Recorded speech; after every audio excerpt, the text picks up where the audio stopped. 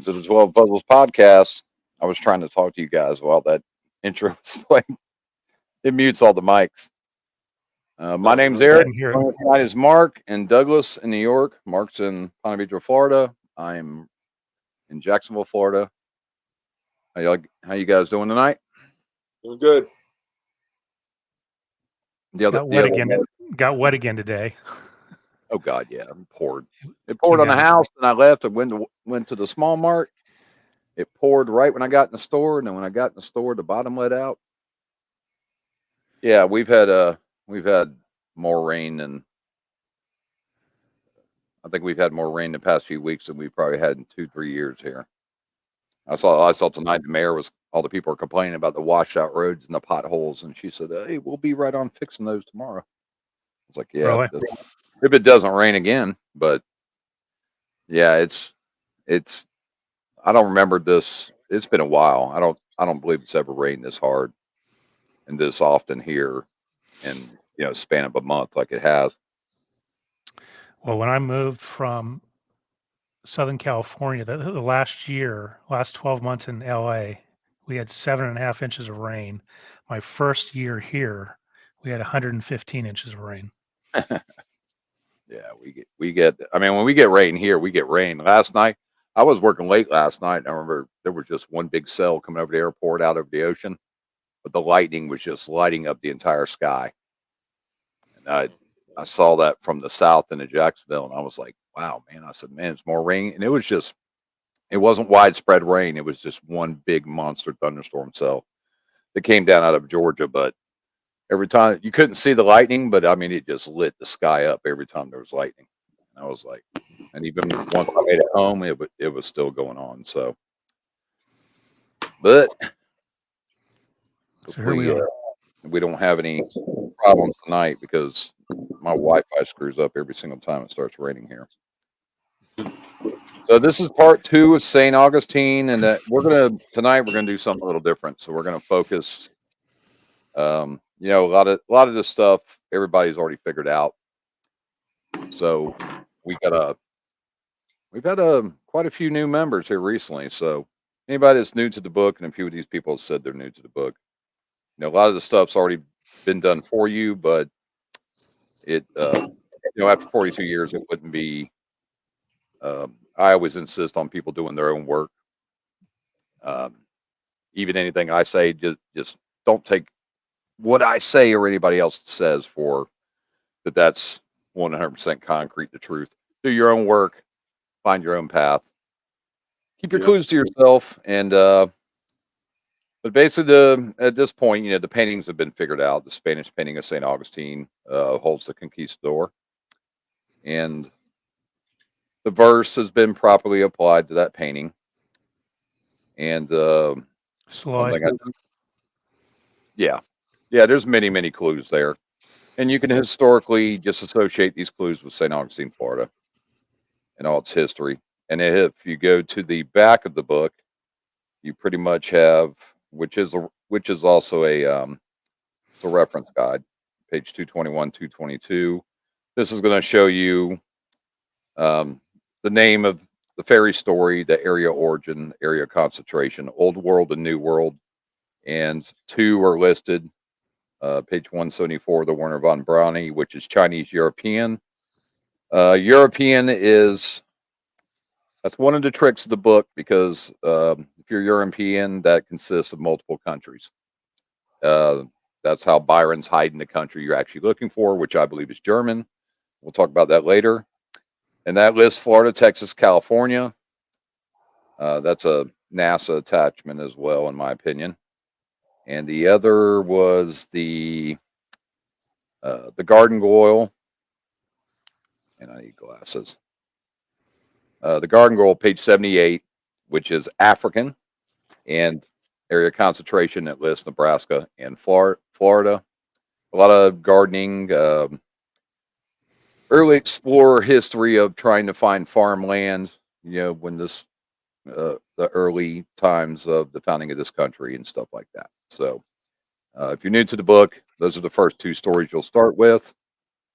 There's keyword clues, and you can associate them with pretty much anything, but the idea is to concentrate on one specific subject or topic that will keep you on your path. So in the book, oh, actually, Mark's going to come in here later. He said he'd be late coming in, but we're going to go ahead and start. So, okay, September is attached to the St. Augustine puzzle. I think we can all pretty much be in agreement with why it's September. Douglas, why is it Yeah. September? Or why do you think it's September? The month is isn't it the jewel? Yeah, the September month of jewel? founding. Yeah. September, I think September 8th, 1465. 15, Mendez founded, or 1565. 1565, I'm sorry, 100 years off. That's when St. Augustine was founded. Most people believe that is the reason that Byron used the 9 or September and the sapphire for that reason as well, because of the birth month. Yeah.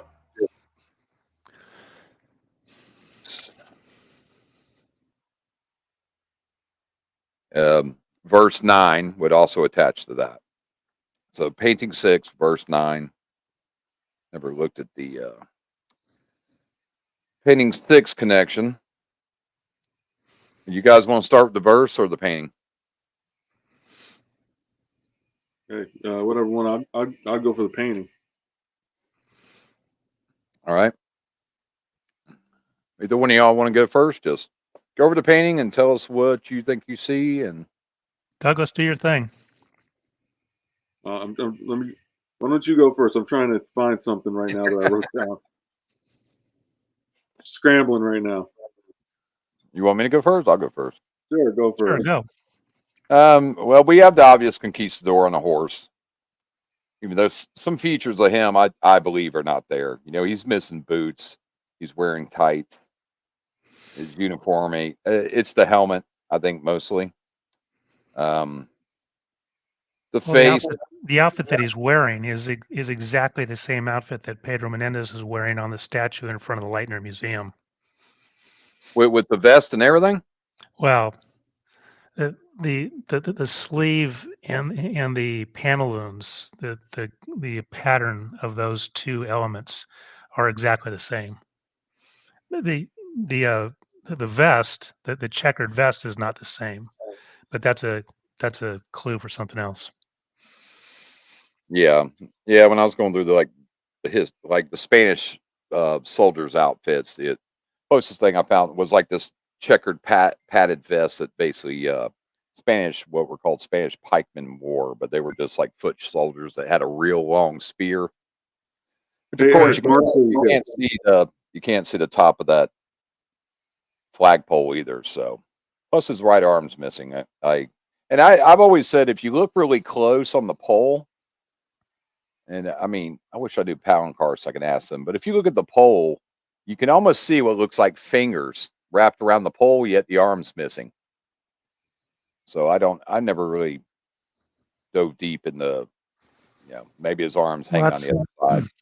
That's an interesting connection you've made, Eric, about the pikemen, because the diameter of the pole in the painting is essentially a pike.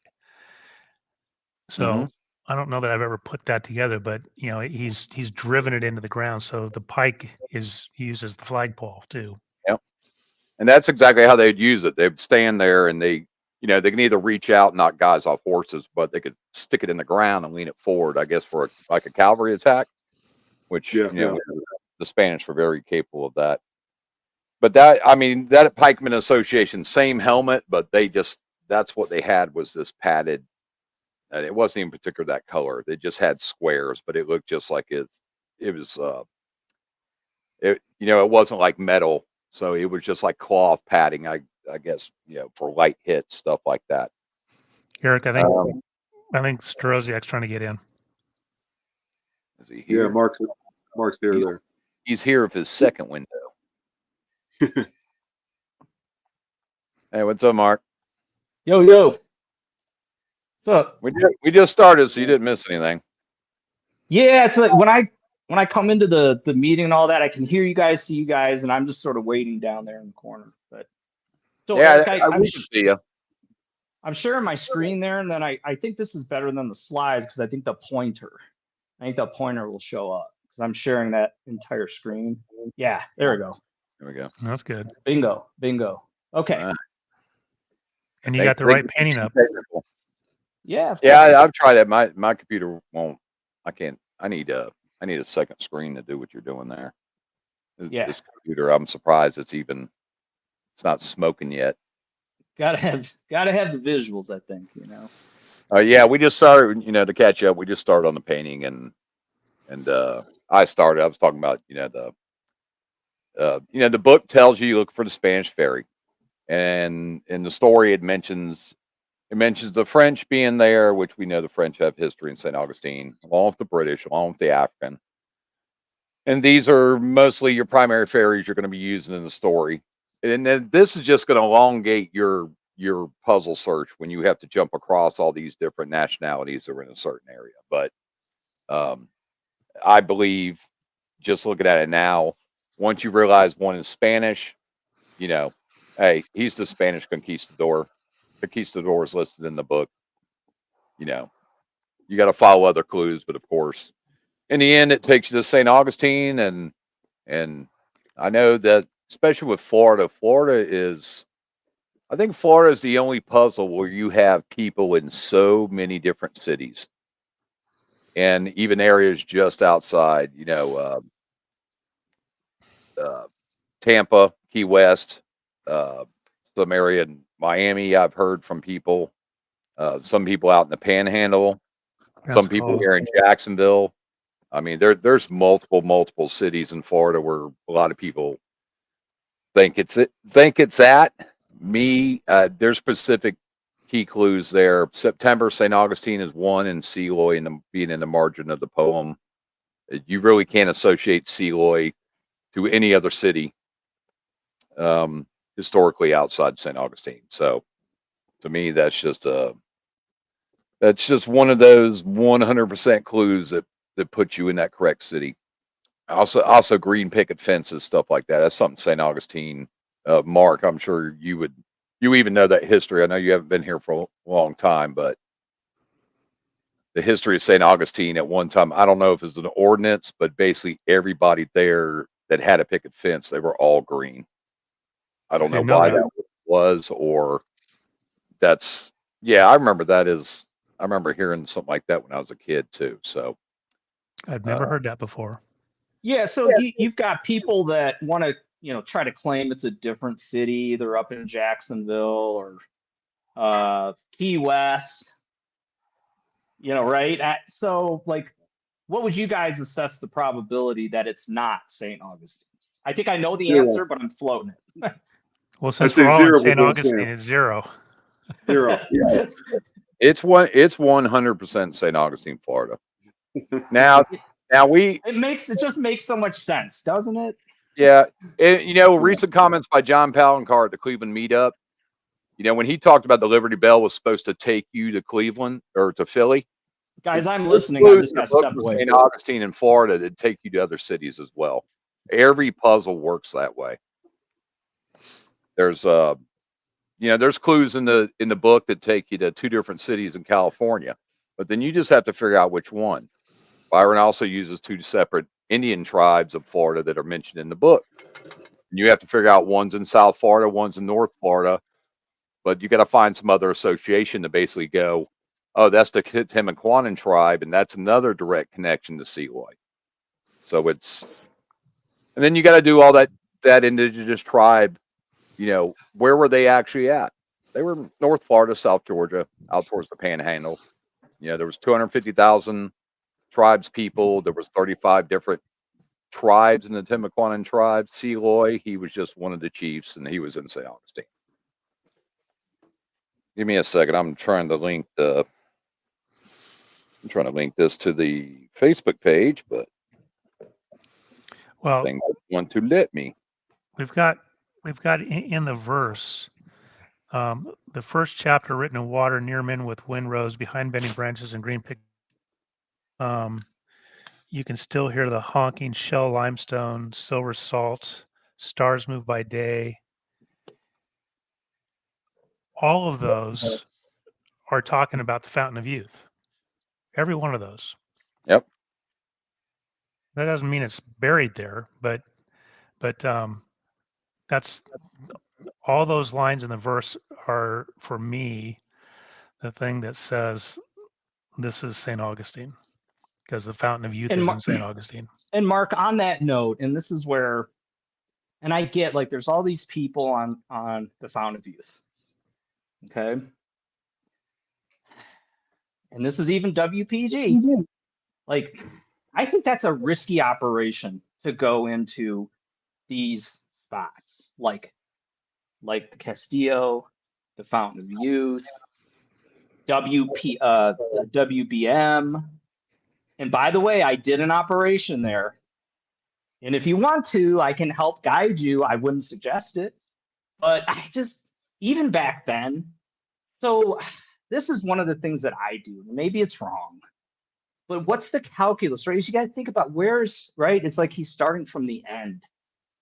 Okay. Somewhere where he's got cover, where he can dash off if he needs to, or look inconspicuous. And a lot of these places where people are looking are anything but.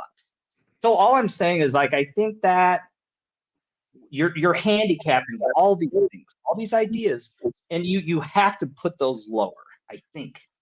Right? Not that it's not possible, but I do think the right solve, when you go and you look and you handicap it, it's like scoring on the upper end of probability, not the lower.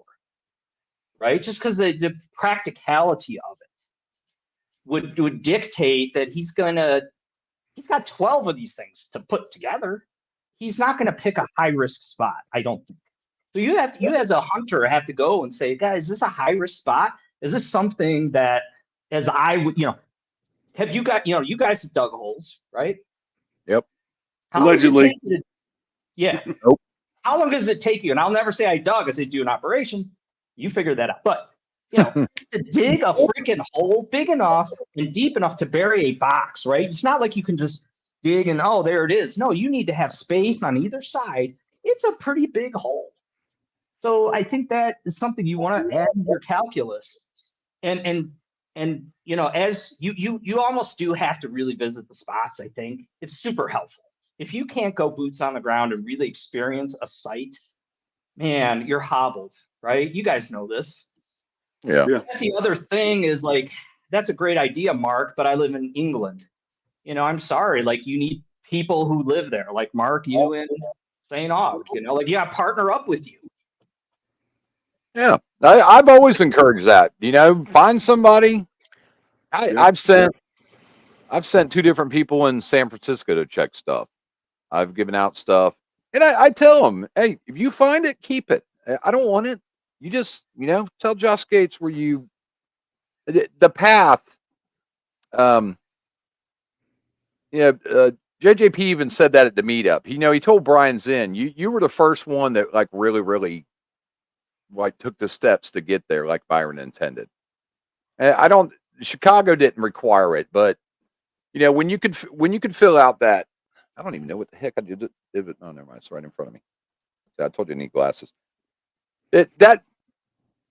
This fill out thing that Byron stopped doing. Byron probably stopped doing it because the stuff he was getting was probably ridiculous. But on page 220, you could rip this sheet out, send it to Byron, and he tells you describe precisely the exact site of the treasure. That's the second one. Describe precisely the treasure casket found. Of course, that is in case someone tries, you would say, because each cast, one little caricature on it is painted for every different city. Like St. Augustine, the top of it's going to be painted. The Rhine Maiden and the dragon's going to be painted. But you'd fill out, this is how I have determined the location of a treasure using the clues of the secret. Now he's talking about the clues of the book. So you could fill this out and never leave your house. And of course, either someone was handicapped, maybe they couldn't afford to travel anywhere, maybe they said, hey, I live in I live in Orlando, but I grew up in San Francisco. So for that reason, they went after that puzzle. But you can literally send that in, and Rob them in Chicago. They actually sent that in when they couldn't find it, and they were able to describe. And I think those puzzles were built differently. All these puzzles aren't built the same. There's some aspects that all these puzzles share. And last I kept count, there's at least 15. It's either like a imagery. You got a water tower in Chicago. You got a water tower in Houston. Stuff like that. But could you use that to get to the spot? Yeah. And these other paintings, can you do that? No, you can't. And John Poundcar even said there was future levels of difficulty from the 3 that are already found. Basically, he's saying the 3 found were the easiest. Now, we don't know if that's 4 different difficulty levels of 3, or is there a 4th easy one that no one's found yet, and there's 4 easy, 4 moderate, 4 hard. Eric, think I don't about. think that matters. Sorry, go ahead. I'm not going to spend an ounce of my brain time thinking whether or not St. Augustine is an easy one or a hard one. It just is what it is. Yeah, 100%. Yeah. It's moderate. I'd call it moderate. It's not easy, and you can't. Where I got, and for everybody that knows, Douglas gave me that book theorist thing. And I used to think, what was the first? St. Augustine was the first puzzle that you got to complete the puzzle. When you complete the puzzle in the book, it'll tell you where to go dig. So I've been to Charleston multiple times. I'm like, it's not here because I missed something in the book. So I had to go back, and I've done that 5 times, and I said, oh man, I missed. Yeah, there's some common methodologies, right? And this is where I think there's a huge benefit in looking at more than one puzzle. I know some people that I'm focused only on this, and I think they're missing out because there are motifs and methodologies that are common. However, that speaks back to, I know people want to have this grand schema of how these things are all related. You can use this math equation, and then that points you right there to the box. And gosh, man, can you imagine trying to put that together? I don't think that's the case. I think he picked a spot, right? He's trying to understand the stories he wants to tell you. He picks the end location and works back to an interesting place. The odds of now that solve and the geometry and the math and all that of being exactly the same in 12, I think that it's all circumstantial in a way. And then to have JJP do it exactly the same, it's like, no, it's like the story and the destination, I think, lead. Therefore, to try to put some big grand schema over this, I think that's a fool's errand myself. I think you guys are probably the same. It's like the clues lead. The clues lead. Now again, like I argue clock hands, something you can put some chips on. That makes sense. The clock hands are pointing to the general location. I see that. I think it's true. I think you can put some chips on there. Okay. Yeah. But let the clues lead. Let the clues lead. We have 3 puzzles that have been solved officially. That is not statistically significant for anything to draw a conclusion from. I mean, you can get some hints, but you need about 20 of a sample size to draw statistical significance. Otherwise, there's all this randomness.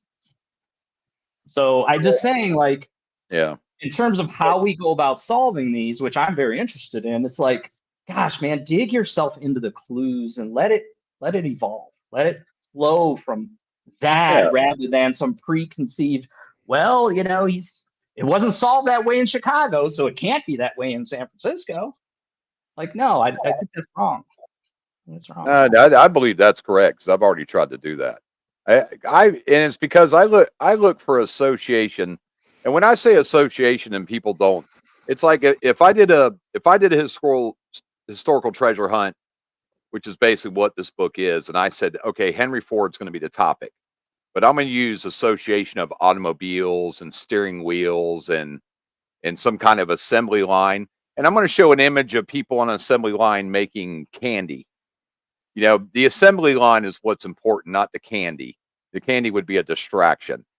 But when you go through all these clues, and then I dig into Henry Ford's personal life, and I talk about stuff that might have happened to him as a kid or something like that. And when you put all that stuff together, you go, oh, Henry Ford. Okay, yeah, there you go. And then you center it around Detroit, and then wherever he grew up, wherever his family came from, something to do with his father. Once you got onto Henry Ford, you would come across all this, and you'd go, someone asked me the other day, like, well, if it's San Francisco, why isn't the Golden Gate Bridge in the painting? And I'm like, because that would be too easy. That kind of imagery would be just like the Liberty Bell and shoot you to Philly. You would go, oh, that's the Golden Gate Bridge. Let's go. I mean, it's in there. It's just not depicted as you would normally think about as a bridge. yeah, well, I don't see it. I mean, you can send me later what you think might be in there, but I mean, even with the St. Augustine puzzle, it's got a level of vagueness. Like you see an island, you see a rock, you see a palm tree. Does that really have to? Is the palm tree just a representation of something coastline, like bending branches would be swept oaks to the coast? Is the rock like the Rock of Gibraltar, Spain? Yeah, it's similar. Is it exact? No. But this is also because the rock is many things. It isn't just one thing. Exactly. It is quite literally an exact match for Haystack Rock in Oregon. It looks. I've been there. I've taken pictures of it with that exact look. And so, what does that mean? That's going to blow up some Oregon people who think that it's in Oregon. They're going to think, "Wow, he's confirming what I think I know." But to me, that's a story about Martin Davis Harden and how he's the guy that's on the front wall, the north-facing wall of the shrine at the mission. His name is on 2 plaques. That makes him fairly important to the shrine and the mission, and I believe that was the basis of Byron's St. Augustine story. It's also the Rock of Gibraltar. Is that part of the book, in your opinion? Absolutely. The shrine, exactly, and that's exactly how you make those connections. Wait, Mark, stop for a second. I'm gonna go back. I wanted to show you guys something there, but okay. What do you want to see? Rock. Well, we can do that. Sure. So it's also the Rock of Gibraltar, and the palm tree is a Canary Island date palm. So Pedro Menendez, he sailed out of Cadiz, what the Spanish call Cadiz, on June 29th, 1565, and Cadiz is like 75 miles away from the Rock of Gibraltar. And when I was a kid, there were only 2 things that were in my mind about what Spain was. One was the Rock of Gibraltar, and the other one was Man of La Mancha, Don Quixote. Yep. For me, that was important because I had an aunt who performed in a civic light opera. She asked me to be an usher, and I was an usher for 3 seasons. And the first season was Oklahoma, then Pirates of Penzance, and the last one was Man of La Mancha, Man of La Mancha. So I've seen that play probably 10 times. I know it well. I've seen the movie several times now. So what Byron and JJP are doing with the rock and the palm tree is they're telling us, start with the story of Pedro Menendez, who sailed out of Spain, Cadiz, near the Rock of Gibraltar. And where did he go first? Eric, do you know this story? No. They didn't just sail from Cadiz to Florida. They had pit stops. And their first pit stop always is the Canary Islands. And where did they go? To Las Palmas, Gran Canaria. Las Palmas means the palms. So that's what that means. Spain and the Canaries. Can I interject something into this? Go ahead. So this is a way, again, Douglas, I need backup on this. Okay. And I think that's interesting. That sounds good. Sounds right. When I look at this, I know it's a rock, seemingly, with a reflection. It is representing maybe 2 or 3 other things. Okay, so I'm not discounting what you're saying, Mark. That could very well be. When I look at this, I see something that kind of looks like a map with an island. I mean, this kind of looks like what's going on, in the intercoastal waterway and things like that. So that's kind of where my mind goes on this. Is I'm trying to figure out, like, is he trying to represent this as a map overlay? What else is this thing? Okay. Well, there's definitely a map on there. There's Yeah, there is a 100% a map on there, and it's And a what- map of the word just left my Gibraltar. Yeah. If you look, I wish I had my own mouse to control this, but if you, Yeah, go ahead. I Zoom in on the I rock. don't. Okay, good. So Mark, move your mouse up or to my right now and down. To the right. That's the left. Okay. Okay. Well, up, it's hard for me to tell. up just Yeah. up just a little bit. All right, right there. Yep. That point that you were just on, and Yeah. and then if you go diagonally in the direction of that blue of that blue part and go to the left edge and then go down to the water line and then back up. So you're making like a polygon. That polygon is 100% the shape of Gibraltar, not the Rock of Gibraltar, the actual peninsula known as Gibraltar. Okay. And there is a stick figure on that. If you turn the painting 90 degrees clockwise, the stick figure looks more recognizable. But that stick figure, Like to that. me, yes, to me clearly shows a large person and a small person, and the small person is in the left arm of the large person, and in the right arm of the large person is a staff or a scepter, and right where the person's the larger person's head is exactly where the shrine of Our Lady of Europa is. Are you in talking up in here, Gibraltar. Mark? Well, you're moving too fast. Right, go up, up, right, and to your well, stay on the rock. Stay on the rock and go to your left just a little bit. Right Right there. there, There we go. right there on Gibraltar is exactly where the shrine of Our Lady of Europe is, otherwise known as Nuestra Señora de la Europa, and that's one of the several references to Mary, the Mother of God. That's one of them. How does this help us, though? Like, this is why I think. Well, Could be here, wrong. let me answer There's the something question. in here. Let me answer There's the something in question. It here would that validate Spain. It would validate Spain. Let me answer the question before you go down the wrong route. This puzzle is about Mary. It's about Mary, the Mother of God, and Mira Chimera on the wall. Mira Chimera is Maria, is Mary, and on the wall is a reference to the shrine of Our Lady of Guadalupe, which is arguably the most famous incident to happen in Mexico in the last 500 years. And she plays a huge part in this puzzle. Our I'm going Lady to of challenge you, Guadalupe. Mark. I'm just going to challenge you on this. Okay, this is nothing personal. You could be right. It's okay. Hey, we're here. We agree to disagree.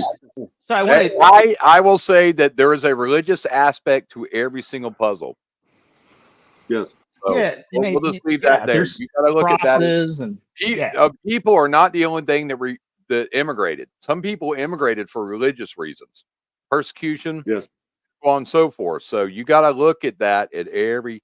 Everybody in New York always talking about, well, it mentions the Russian Orthodox Church. Yeah, okay. You really need to look into that Russian Orthodox Church and see what applies. That might not lead you to the box, but it might be a clue that helps you in the area. being in the right city, so on and so forth. Now, me and Mark already know, the Great Cross, all this stuff is St. Augustine, Christianity and Catholic coming to the New World. Is that part of St. Augustine's history? Sure, it is. Who brung that? Spanish. There you go. There's your ferry. The Great Cross So is in the painting. Exactly. My only thing on that is I think almost like the verse. And again, so this is my angle, right? Is my sort of the path that I'm looking to get answers to these things. There's so little to work with. In my opinion, this has to do with the box location. Now, if it's serving a dual purpose, that would be like right up JJP's alley. The guy can take 4 concepts and put them into one, right? Overhead, side angle, all this. So I'm not discounting that. I don't think something of this size. Now it is off to the side. It's in the corner. It's kind of like, hey, you want to take a look down here, right? It's not like the flag or the conquistador. Yeah. So he's kind of like, as an artist, the way you're crafting this, you are going to emphasize and show me things up front that are more important. Probably. You're probably not going to take real important stuff and tuck it to the side. You're going to be communicating what's important to me by where you put and depict certain clues. So in this instance, again, I could be wrong, but I don't think there's a lot of things in here that are nice stories that back up kind of what's going on. For Mark, me personally, the whole could be painting wrong. is story after story after story. There's so many stories in this painting. Yeah. I don't discount that. All I'm saying how you associate the palm tree this with one here in earlier. particular, the rock. I think the way it looks to me, and this could be as me, but this almost looks very map-like overhead. But it has something to do where the box is located, I think. So for me, that's my focus in terms of It does with me 100%. I remember I pondered and pondered about what the shape with the dot, what it looks like. It looks like you're in the sky looking down at a river. Yes, it sure does. And when I got to a certain point in the book, I said, I know exactly what the hell that is. There's actually 2 bats in this painting. Oh, I've released there. What you're seeing right there, the dot, that's the pavilion at the Plaza della Constitucion.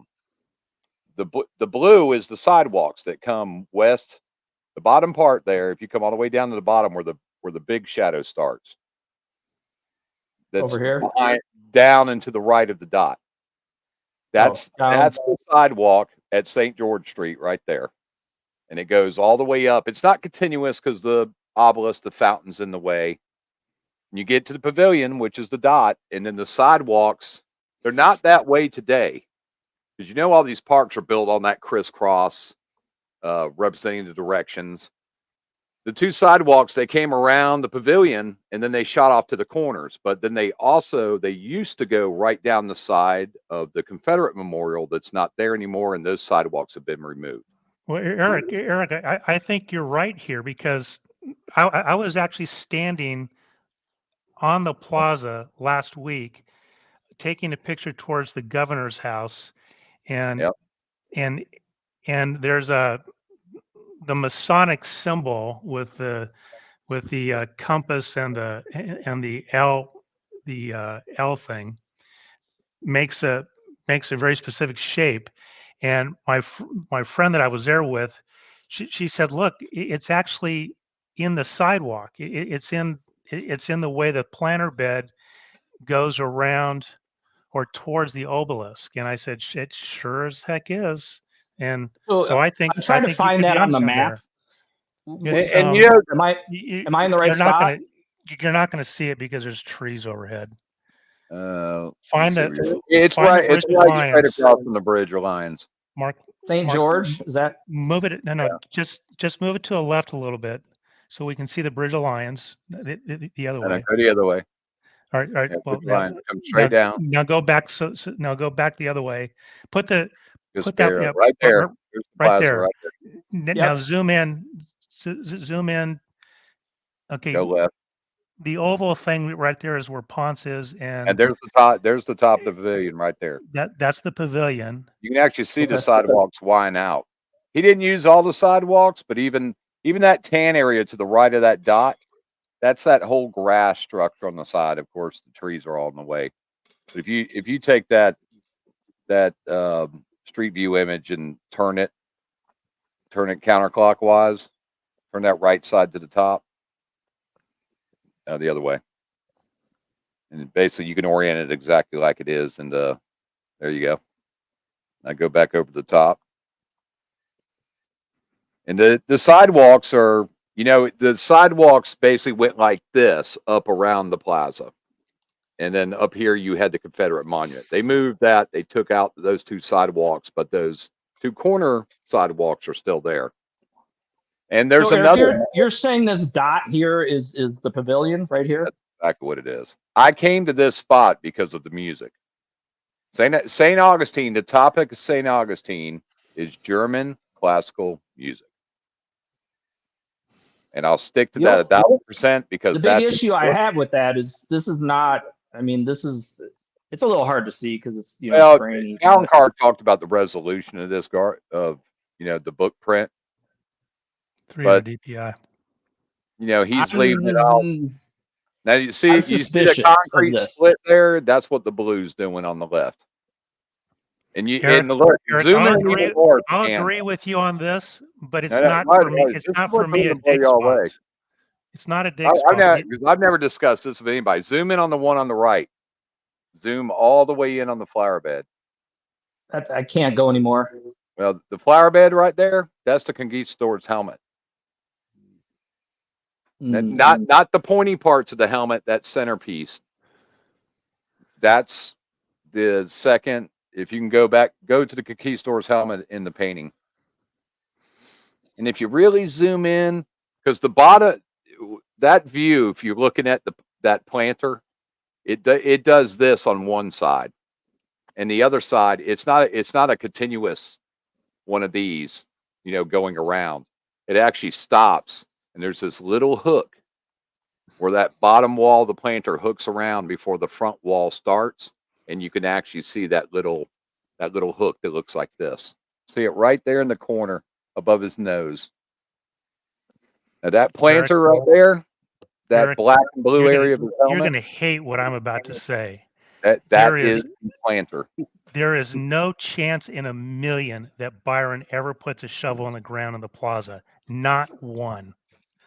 Not one. Well, He their just would ordinance never do it. is you can't dig 3 inches below the surrounding ground surface, but that planter's 2.5 feet above the ground.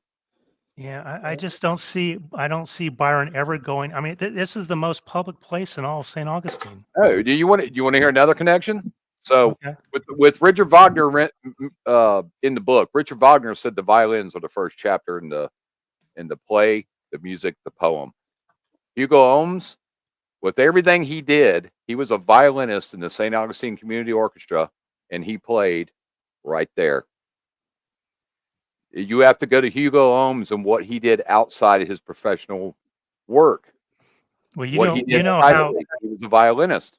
So all that may be great story. I don't. Can you tell us where you get the Wagner connection in the book? Okay. So when you use the Werner von Brownie and take the German to St. Augustine, you have to search the German stories of the book. And I'm trying to think which story it is. One mentions it. There's the post I made the other day about Tolkien and Lord of the Rings and Richard Wagner and Siegfried and the Ring of the Nibelungen. And they always said, "Hey, Tolkien, your Lord of the Rings kind of sounds like Richard Wagner's Ring opera." And he said, No. And they said, "Yeah, Ring of Power. Come on, dude. Ring of Power, dragons." I watched the video that you posted. Yeah. So after Tolkien died, his assistant said, "Hell yeah, he ripped off Richard Wagner." But of course, Tolkien, he's British. But that's mentioned in the book. It talks. You see in the book when I was following these clues, it said it talks about Mordor. There's a reference to the Lord of the Rings. So you guys, this is called the Plaza de Constitution. Yeah. Constitution. Okay, Constitution in Spanish. So I hate to say this, I'm with you, Mark. I think, with all due respect to our host, who's very knowledgeable, All right, experienced. I got your cutoff button going. What? No, yeah. Go ahead. Go ahead. Kill switch. All right, so Mark and I were an alignment here, and Doug, I hate to say Douglas, I'm putting you in the box with Eric. This is your WPG for Charleston. It's two in the open. It's been trampled on for centuries. It's the oldest park in the country. That's why Byron uses it. The oldest park, the oldest school, the oldest house, the oldest fort, the oldest park. Even though a lot of people say it's Boston Commons, it's not. Boston Commons is after America was founded. When America was founded, this park was already here. I'll bet you can be down in this area of St. Augustine at 2 a.m. and there are people roaming around. I mean, it's. I just think from a probability standpoint. From a probability standpoint, it should be a lower probability. Okay. If you just for a moment, in my background is an old picture of, you guys know where I'm at. He has got free reign down here, baby. It's sandy. It's not hard at all. Just like Patriots Point is very sandy. Okay. So I'm just like, when you add it up and you think about this spot, I agree with Mark, is that this is a high risk location. He can get into all kinds of stuff here. Who knows? Utilities, bones, whatever. Police. Well, listen. Yeah, Wait. It's just a lower probability. Let's go.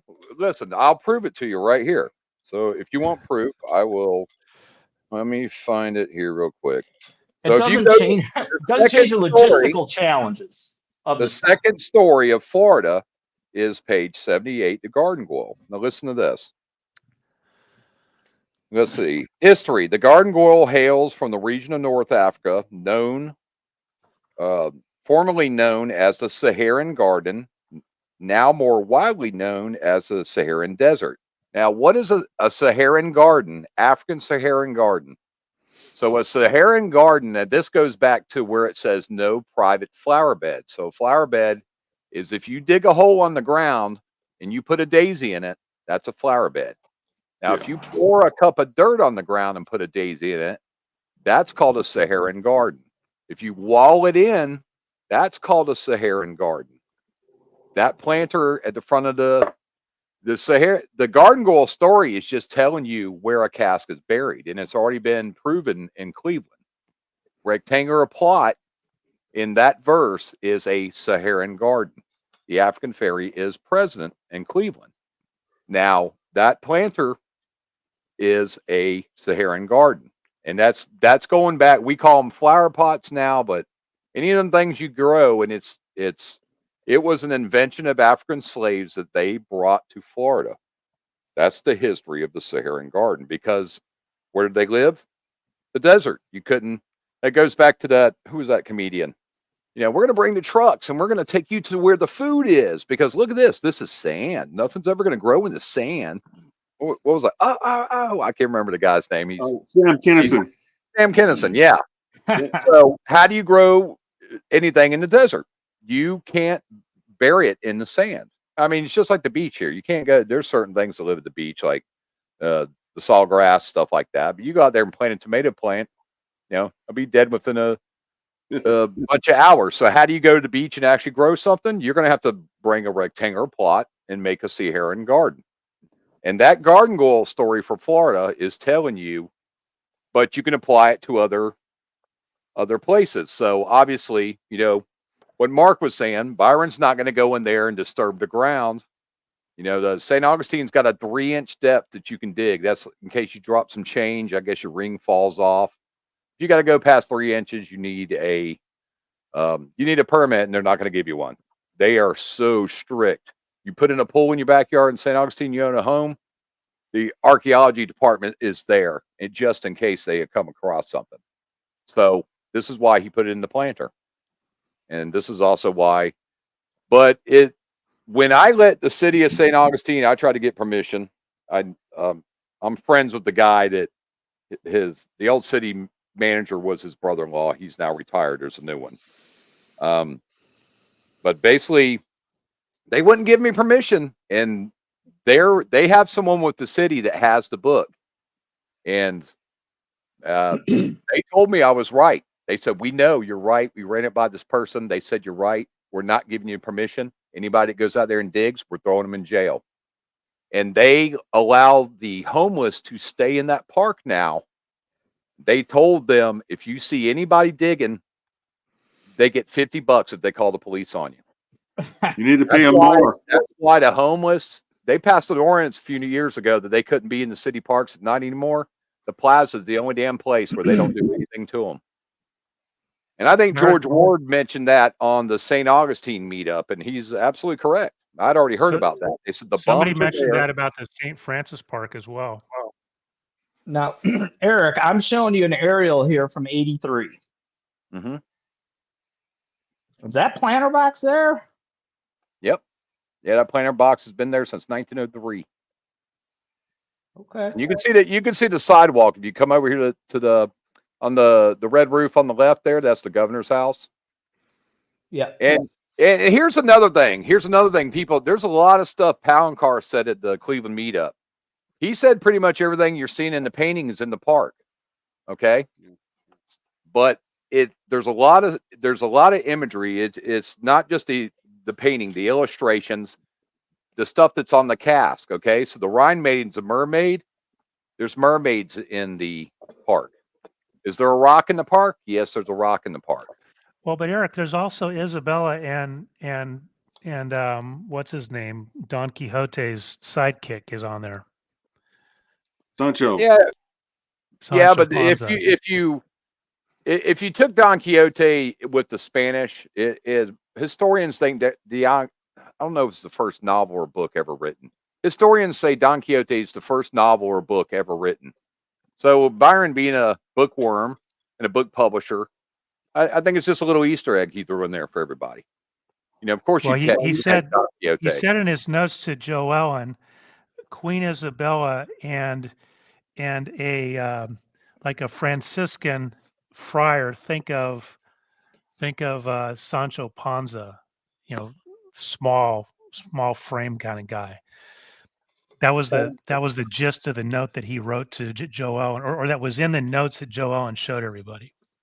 Yeah. And that was how the design of the cast was supposed to be, at least the St. Augustine part or the Spanish part.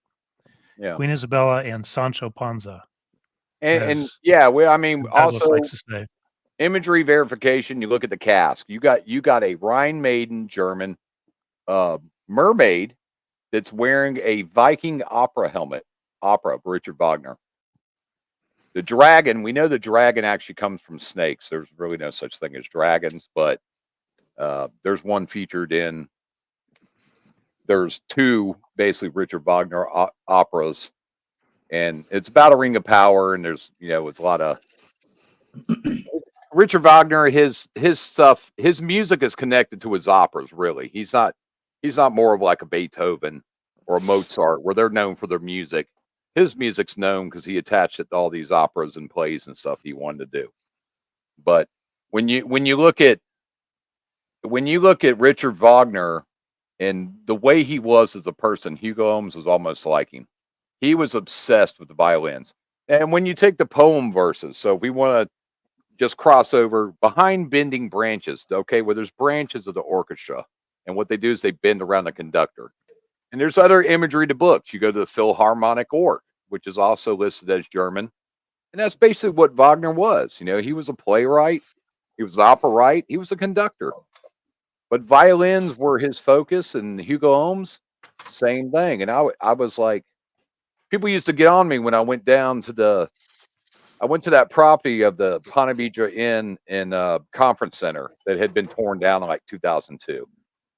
And because that's where last time we talked about Hugo Holmes, his 14x7 panel work of Ponce de Leon was before it was saved, before that place was demolished. But after that's when I figured out, oh my God, he played in the SAO. But that would also put you at the Lightner, where Mendez is, because they used to play in the basement pool.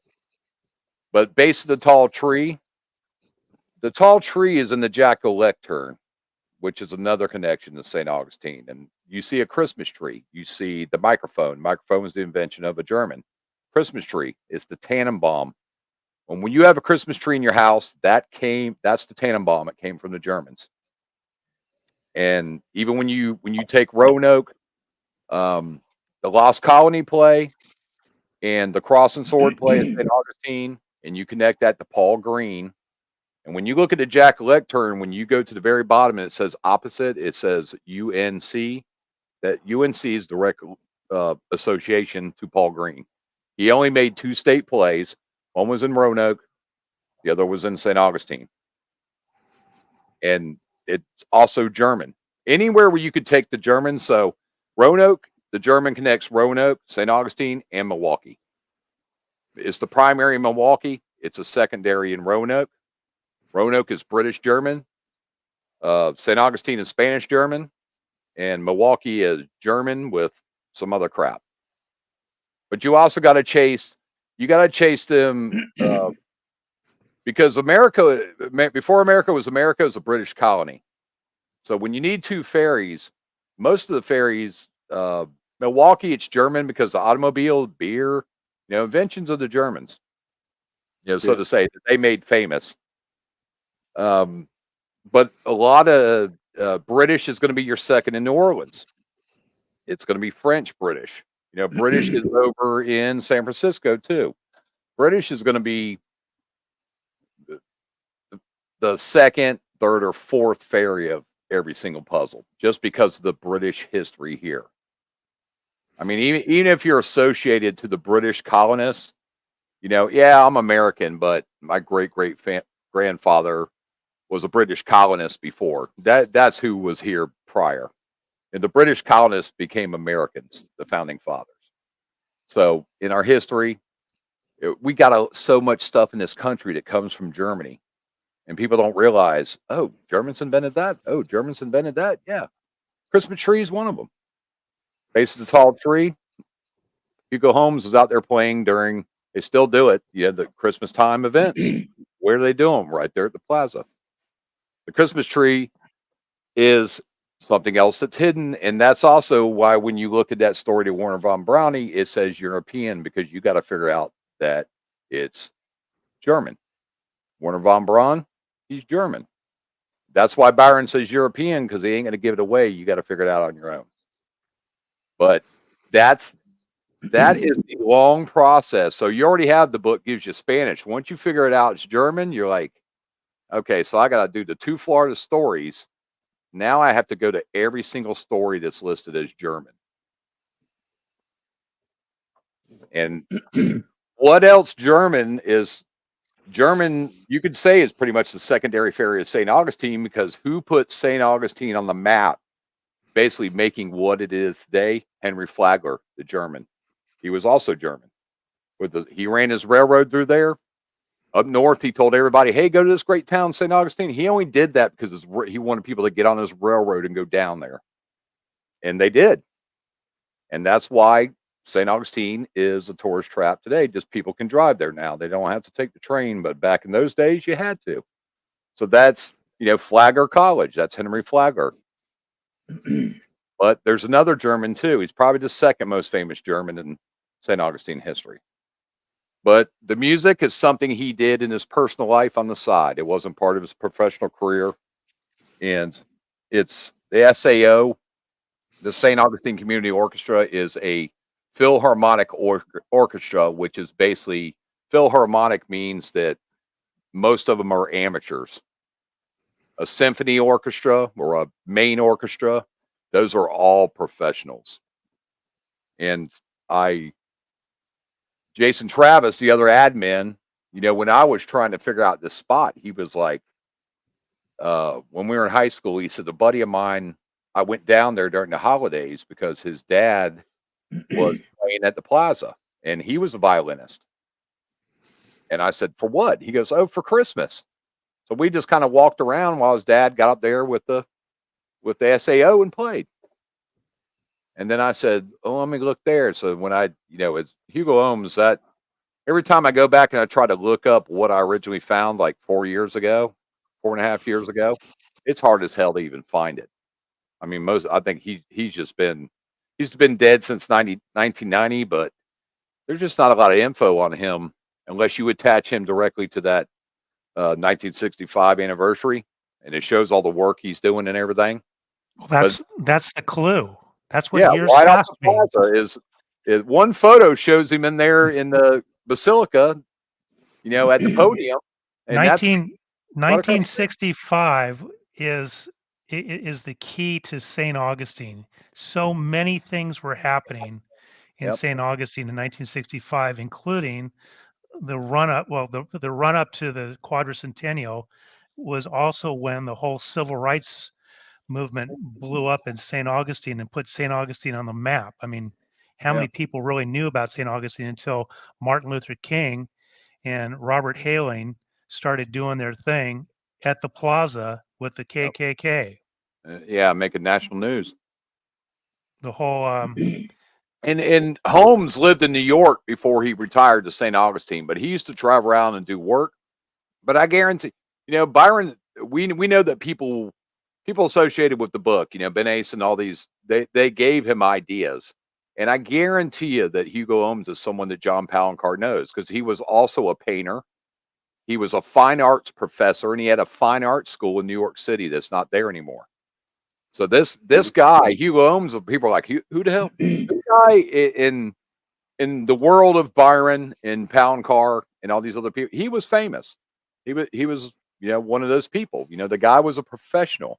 He was a muralist, mostly known for that, but he was also, I think about 5 years ago, one of his paintings sold at auction. I don't think there's a lot of them, but it was obviously like the seascape area of St. Augustine.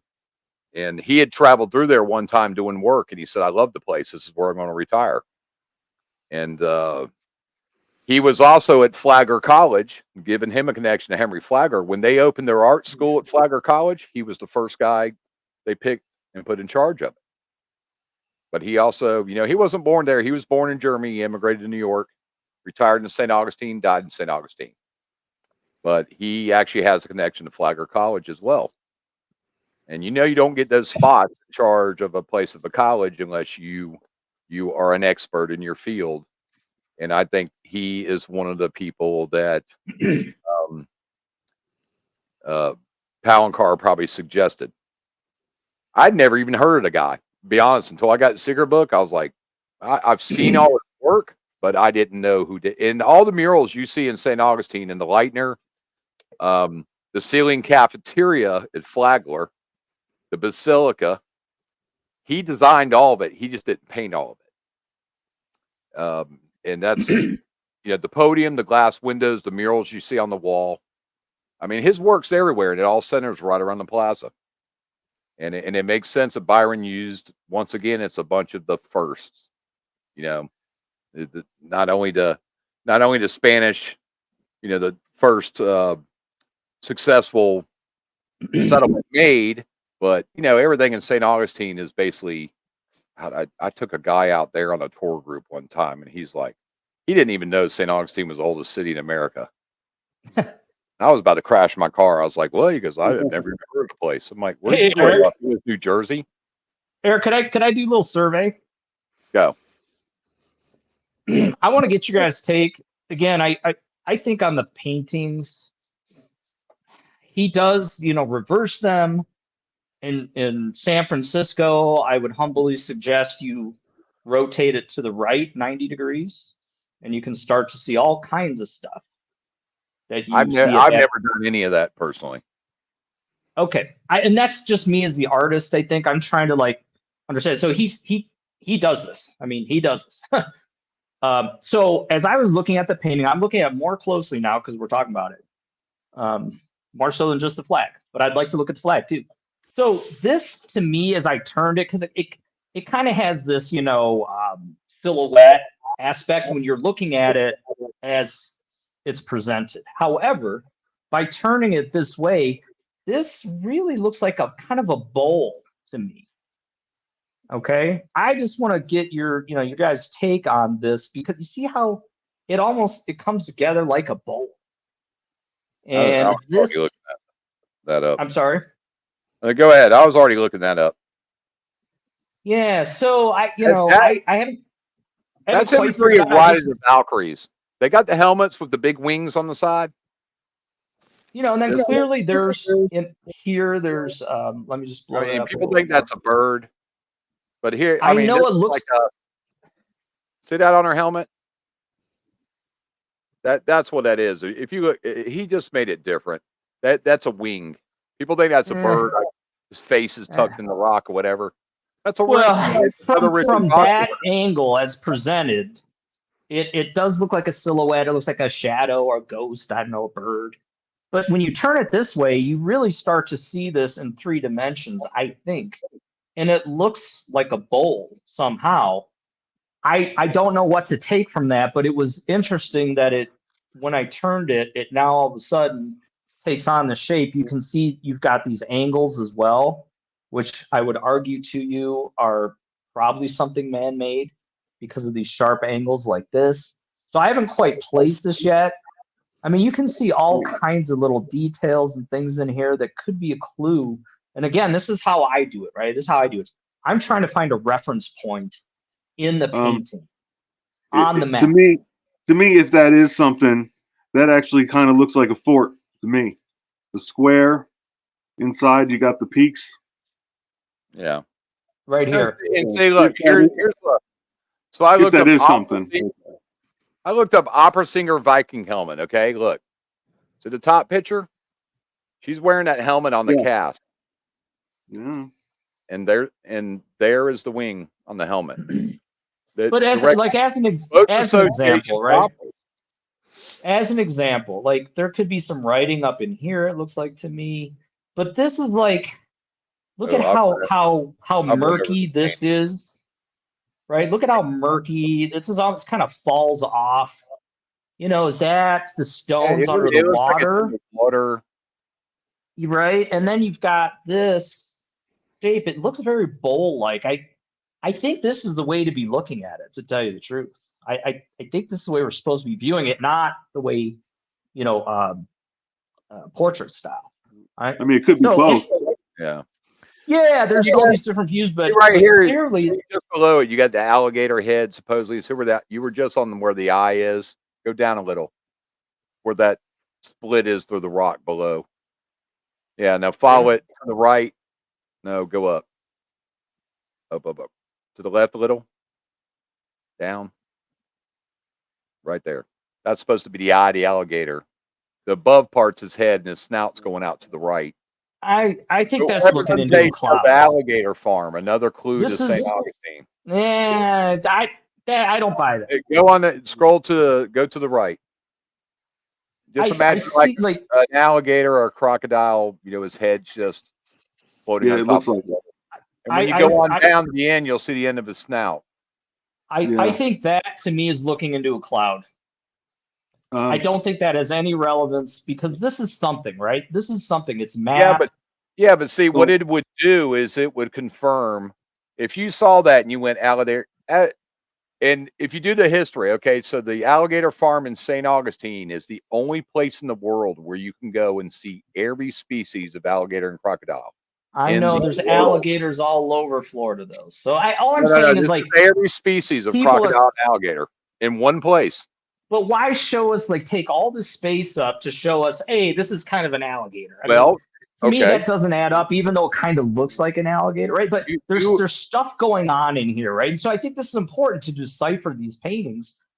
First of all, don't just look at them the way he's presenting them, right? Because flip this thing backwards, turn it upside down, look at it from all these different perspectives, and all of a sudden the treasure box. You have clues that are going to validate the state of Florida. The book list states that I know damn well don't have a cask in them. But how much of that? There's a connection to a city that does. So you're looking for some of the clues are connections to Florida. Some of the clues are connections to St. Augustine, which is what the alligator. Of course, there's nothing buried at the alligator farm, And I'm telling you what, if you got the balls to go out there at night and jump the fence with a shovel and try to dig something up, I want to watch. I doubt that. And some clues are particularly just to the treasure. And I believe that 100%. Just from my research, I'm like, all this is validating is St. Augustine. It Yeah, doesn't but how have much of anything that to does do he with have to do, though, anything Eric? That's my only thing is like, how much of that does he have to do? But there's like, it bothers me that, and I just haven't spent a lot of time on it, but there's, Mark, there are views and maps and all that going on in here that need to be sorted out. Mark, will you turn that drawing around 180 degrees from where you have it right now, Sure. please? Yep. Let me do this. Oops. Come on, Mark, hurry. Uh-oh, is that my warning clock? All right, so you want to... I was cussing at you. What do you want to see, Mark? Turn it there. No. Well, you had it right where I wanted you, but okay. So now turn it 180 degrees from right. Okay, right Right there. here. So Yeah. now Okay. zoom up on the part of the drawing that you were on originally. Yeah. Okay. So now slide it down into the right just a little bit. You got good resolution on these photos too. Down Yeah, and to the baby. right, Mark. Mark, slide it to the right, please. That's the left. Slide to the right. Down just a little bit. Down, down. Move it down. No, you're moving it up. To you, it's up. To me, it's down. Okay, right there. Right. Go back. Right there. So, did you see those 3 stones that are 1 and 2, 3? Yep. Those stones are the shrine of Our Lady of La Leche. And Okay. who's in the shrine? Did you know? Mary. Mary. And so, all right. So now flip it around 180 degrees again, but let's focus on that same spot. Okay. Now zoom in on it a little bit. All right, Mark, explain where these locations are. Well, People watching that don't have any idea what you're talking about, just Mark, where is zoom it? out. Mark, zoom out just a little bit. Okay, right there. So, do you see the shrine of La Leche right now? Okay, good. So, you do know that St. Augustine, historic St. Augustine, when seen from a satellite image, is in the shape of an alligator head. Do you know that? No. It's Mark. Show us. Yeah. Hang on a sec. Show us your Google Earth and Yep. flip it so that west Yep. is at the top. Right here. So flip it 180 degrees. Oh, 180. There you go. And I see it. I see what you're saying. keep zooming up.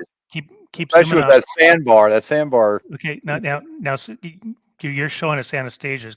Go down, so we can see downtown St. Augustine. Okay, right there. Did you see that pink dot that's next to the lake? There's a little sliver of a lake right in the middle of St. Augustine. No. Help me. No, it's right straight in the middle of the image. Right there. Yep. Zoom in on that a little bit. Look, go back out. A little bit more. Right there. That's an alligator head. St. Augustine is an alligator head. 100%. And you're talking this here. I'm talking everything you're seeing right there. Yeah. You can actually see Ponce de Leon Boulevard. It's so this is the upper jaw up here. This Vickers Park. This is the lower jaw. That's the nose. This is the lower jaw. And if you zoom up on that lake, do you see the lake that's right there? Yep. Do you see the name of the lake? Maria Sanchez Lake. Maria. Okay. Those 3 rocks are Our Lady of La Leche, who is Mary, but in Spanish, it's Maria. And so how do you get the rocks? Is that an overhead we can look at to compare? Well, it's just on what you were just showing us a few moments ago. Just toggle over to the other thing you were showing us. And Uh, and the history of Maria Sanchez Lake goes back to Flagler. Flagler wanted to build the Ponce de Leon Hotel. So he owned all the property that was on the west side of what we call the Rosario line, which is now Cordoba Street. Right, Eric? Do you know that? Yeah. So so what Flagler did is he had a civil engineer guy create a dam to dam up Maria Sanchez Creek. And years later, they put another dam at the other end that makes that lake. That lake's been there for like 70 years or more, maybe 80 or 90 years. I don't recall. But those three stones that are clearly JJP's version of the north elevation of the shrine of Our Lady of La Leche, and Our Lady of La Leche is Maria or Mary, and that stands for Maria Sanchez Lake. And Mark, if you slide it down, zoom out just a little bit more. Okay, good, perfect. And go down a little bit. Perfect. So now the center stone, and there's a stone to the left of the La Leche three, the three La Leche stones. Put your mouse right there. So that black border between the two, the one in the middle, right there. Extend up, go up, up. No. Just move your mouse up. oh, Move your mouse up, right? Keep going up, right there. Keep going up, right there. That line right there is South Street. And if you zoom back out to your map, or you go to your map, you'll see that exact shape. It's exactly that shape. so this is the shrine of Our Lady of La Leche. I'm not focused on that right now. Yeah. Go back to turn it the other way, and you'll see South Street. And South Street goes right where the dam is today. You go there and you look to the north. You see the Flagler. Is this approaching your spot, Mark? No, Well, I'm trying to figure out. You're saying that this is the shrine represented here, and how do we get there? That's what Yeah. I'm Don't a give little anything lost away on. because it's people will go dig a it up. clue. These are all clues that you have to find and piece together. You've heard me say this before, there's not a single word, line, or phrase in the verse that's a dig here clue. There's not a single image in the painting that's a dig I here agree. clue. I There's agree. all kinds of clues. And so I call it an Easter egg hunt because, there's crosses all over this puzzle. And what are crosses all about? Christ. And what is Christ's um, crucifixion and resurrection all about? Easter. So I just call them Easter eggs. You go find the Easter eggs, you open them up, and there's clues in there. And those clues are what give you the directions on how to find this thing. Yeah. So every When time, you go, Mark, when you go every through time you enough stuff, say, Mark, every time you say that's risky to think that it's at the Fountain of Youth, I've never said it's at the Fountain of Youth. But what it's I have risky to the said teacher's Well, is point. that's good. what I've said is that the clues are at the Fountain of Youth. There's Mark's like all you. kinds of clues there. Okay, It is. You got to but I read. You mean, got to pretty if much research everything. if we Everything. go to the Fountain of Youth and there's a bunch of clues there, I mean, we got to go somewhere else, right? So how many Well, clues does he you, have Well, sitting you there in have to those go you've check paintings? the Fountain of Youth you've got too. to go to the Fountain of Youth. You got to go to the Mission. You have to go to the National Cemetery, and you have to go to the front yard of the Lightner, aka The City first verse. Hall. The first verse is the first chapter, but that sign outside the Fountain of Youth, which is outside the Fountain of Youth, says the first chapter in America's history. America's colonial That's history. exactly America's where colonial Byron history. was, or what? America's colonial history. Colonial history, yeah. But that's All right, if Byron had put the entire wording on there, it would have been obvious. That is how the game is played with Byron. He's not giving you everything. You're getting little tidbits, and you got to put the rest together. Otherwise, So Mark, what is the problem? There's no point in making this a puzzle if it's that easy. But that's why Mark, this is everybody's at the Fountain of Youth, because those words are outside. But private property, you're not going in there. The fort, don't go in there. There's been so people Mark, this is arrested at both. Go. sorry. This is the shrine here. So I'm wondering how you get. This is a 1983. Sorry, 84.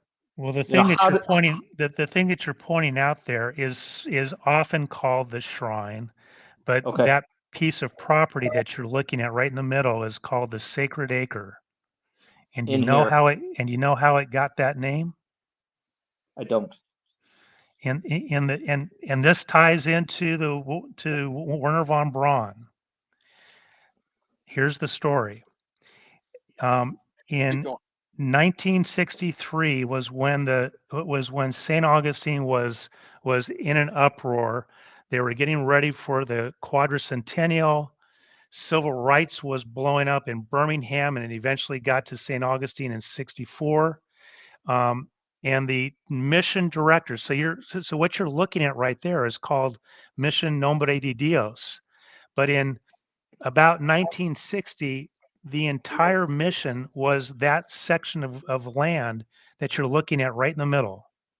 Yeah, this is This, 1960, by the way. So this is right. like military satellite.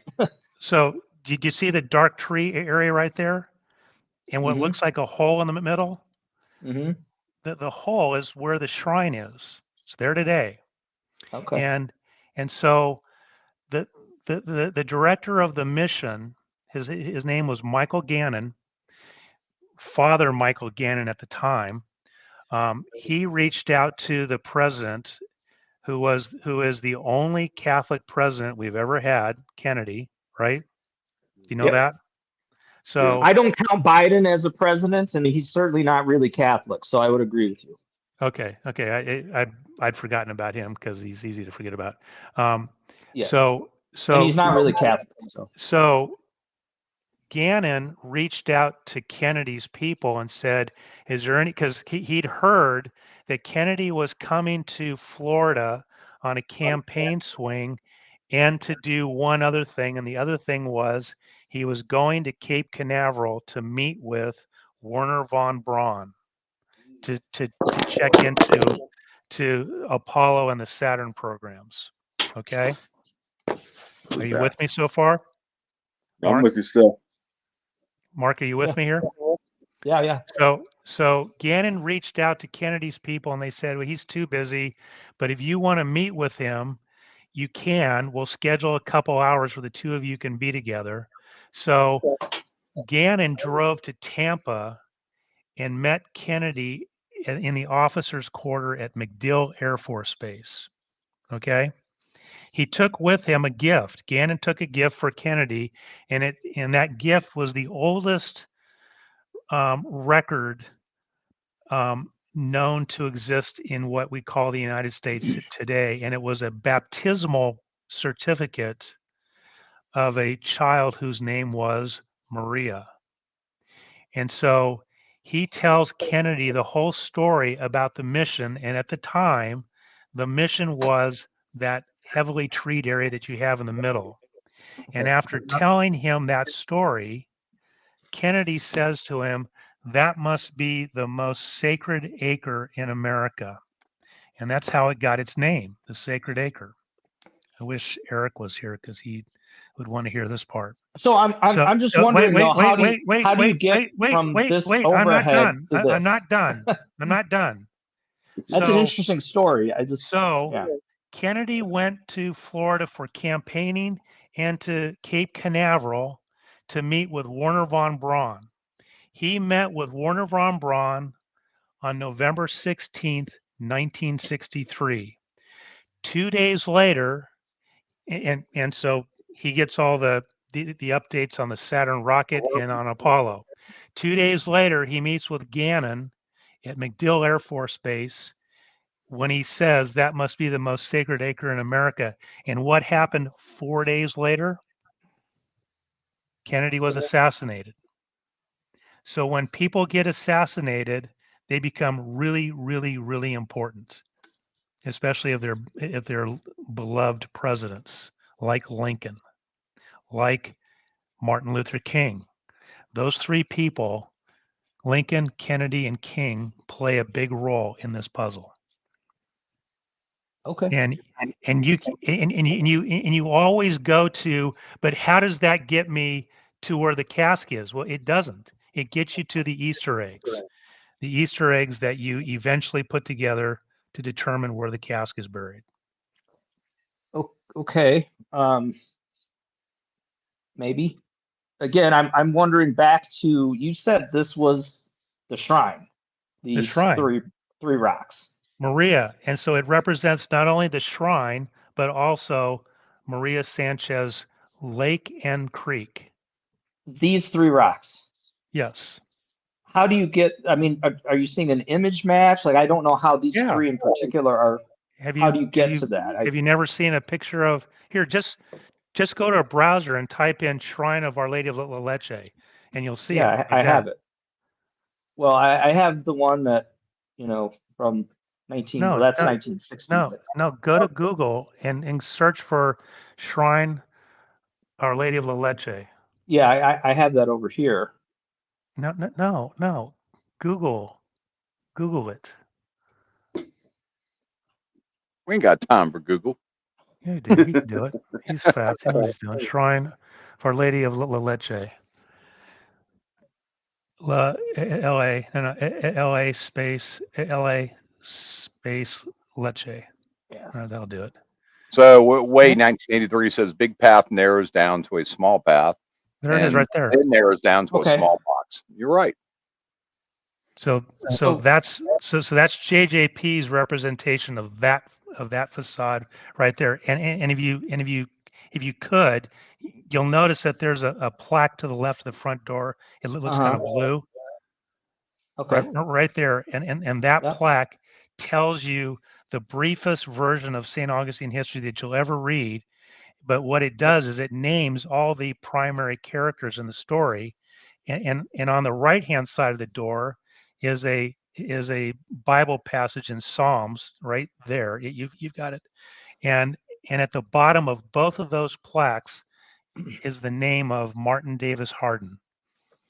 And Martin Davis Harden is a big person in this puzzle. He's important to the Catholic Church, and he's important to President Abraham Lincoln. I'm just not seeing these three, how that equates to this chapel. Because well, you've got the stones upside down right now, but that's clearly a JJP version of a So are you saying the facade. stones are the entrance? Is that what you're saying? This I'm right saying here. that those three Front of what stones we were just looking represent at? the northern facade, that thing right there. Okay, I get what you're saying. And the fact that there's But two you stones don't on either think side it's is not there, Mark, right? No, it's a Okay, 'cause cemetery. this is private property and a cemetery. No, I it's wouldn't in no say cemetery. that this shape is very close to this myself. I wouldn't say that's a great fit. Well, I would This say to it's this. a perfect fit. So we have a difference of opinion. Yeah.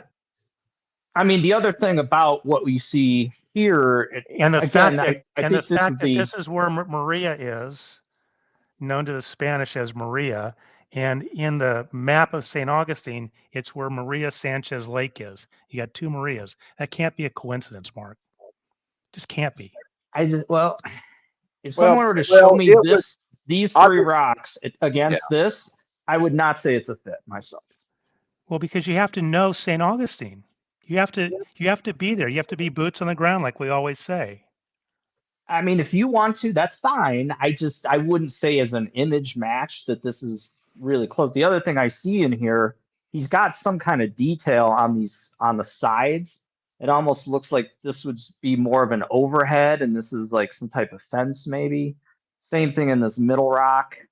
And there's also a little bit of that going on in this corner. So I think in This this is picture painting, a lot of this stuff water, by maybe. Car is just to Yeah. make you Oh, say exactly what you're saying, Mark. It could look like this, it could look like that, and any way you could turn that too. Well, that Hey, that yeah.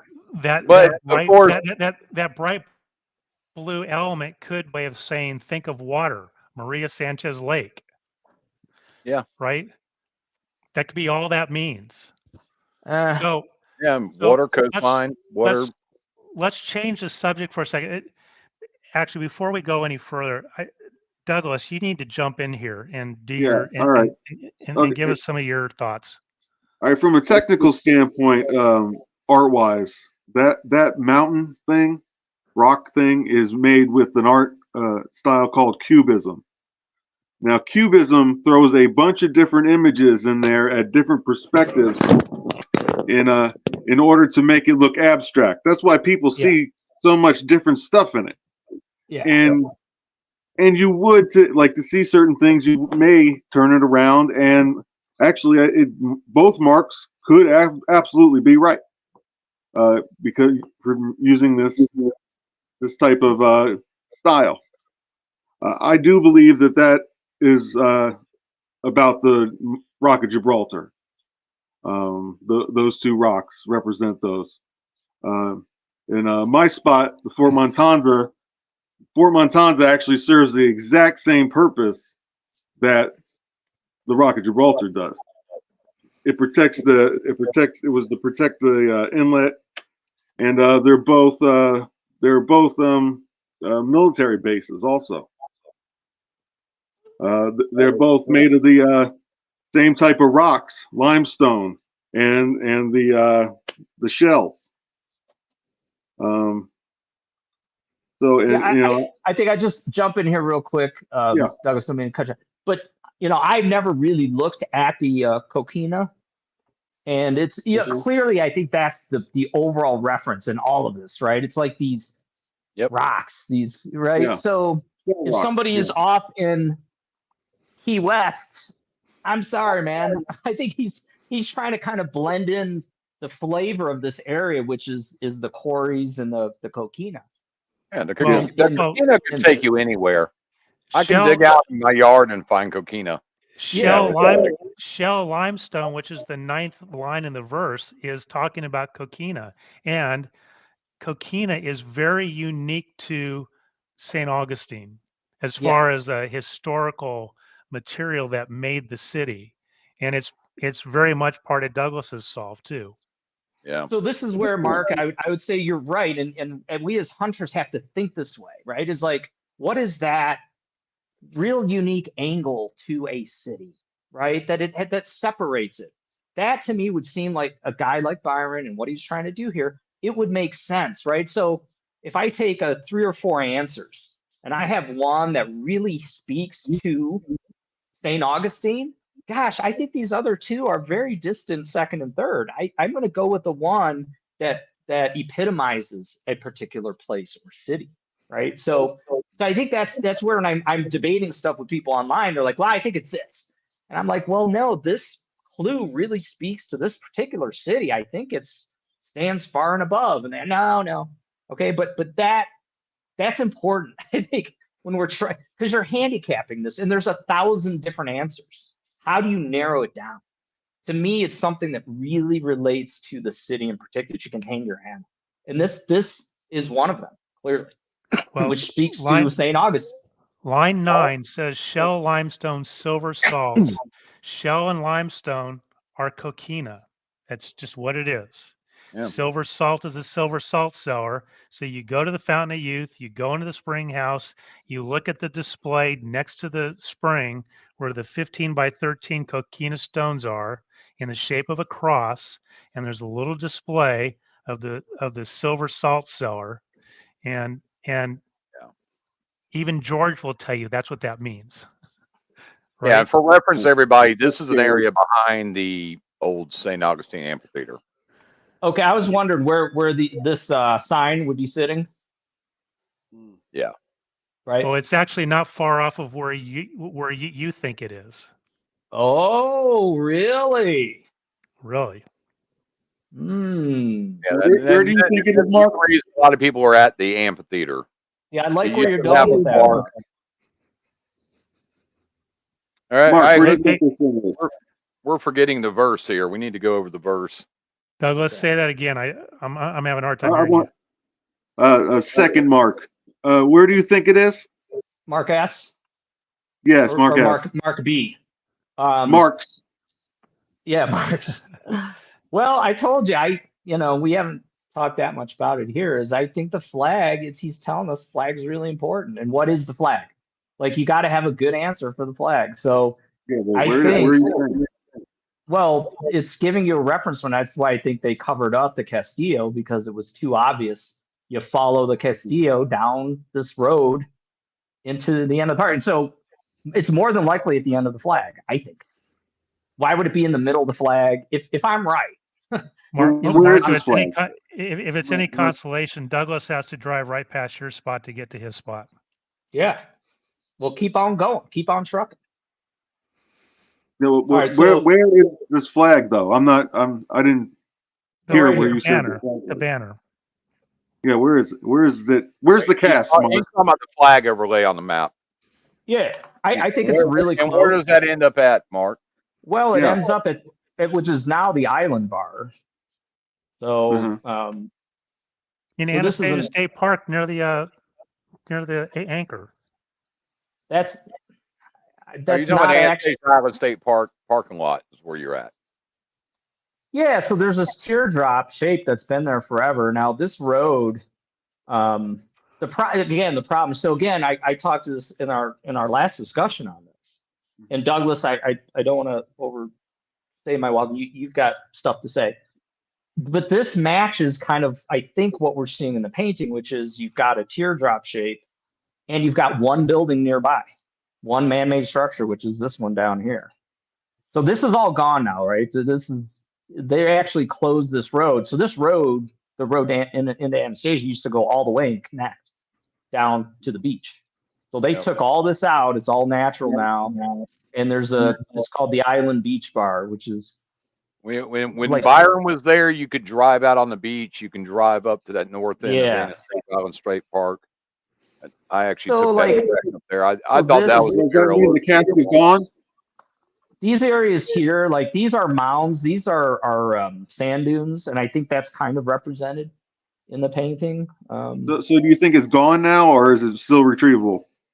I think so. I've sort of zooming in on this.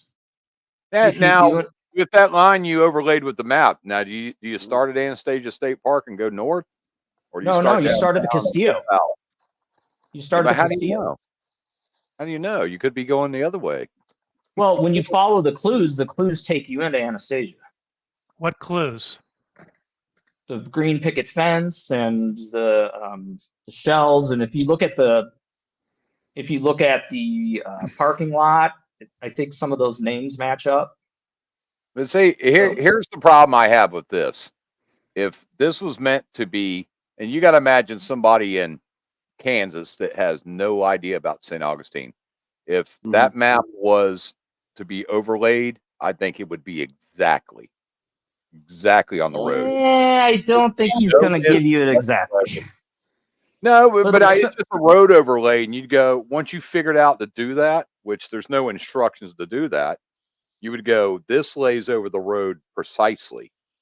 Yeah. Nah, I don't think it's going to be exact. But and the parking lot here is Angel Wing. He already used that island as an example. Like the cookie store in the painting, he's not Anastasia Island State Park, which is on the coast. Anastasia Island, which is right across the Bridge of Lions. That is what the conquistador is sitting on in the painting, and which you can see. This is a simple, right? And I think this is one I think it can be hijacked, which is you don't need to know it. I mean, it's close. But I always with that kind of clue. I'm just saying, like the flag is somewhere. Identical. This is definitely the Castillo, right? And it's a little hard to but it kind of lines up. So this flag, it's very angular. It's not. Did you ever try turning that and actually putting the fort symbol actually on the fort and seeing Yeah, how you that. can do that if you blow it up, you know. I mean, I wonder what it'd do if you did that. Yeah, it's really close. That's my whole point. Is Where would the point of that flag point if you turned that flag in all different directions, but put the center of that fort symbol right over the actual fort on a map? Where would the end of that flag actually touch? Would you know? Well, Possibility, yeah, I mean, it's somewhere down here at the beach. So look, that area the has flag, changed so much. There's it very has. few The things flag there that means have something. always been there. The flag has to mean something. It's just sitting up there like, take a look at me. It's right up in the middle.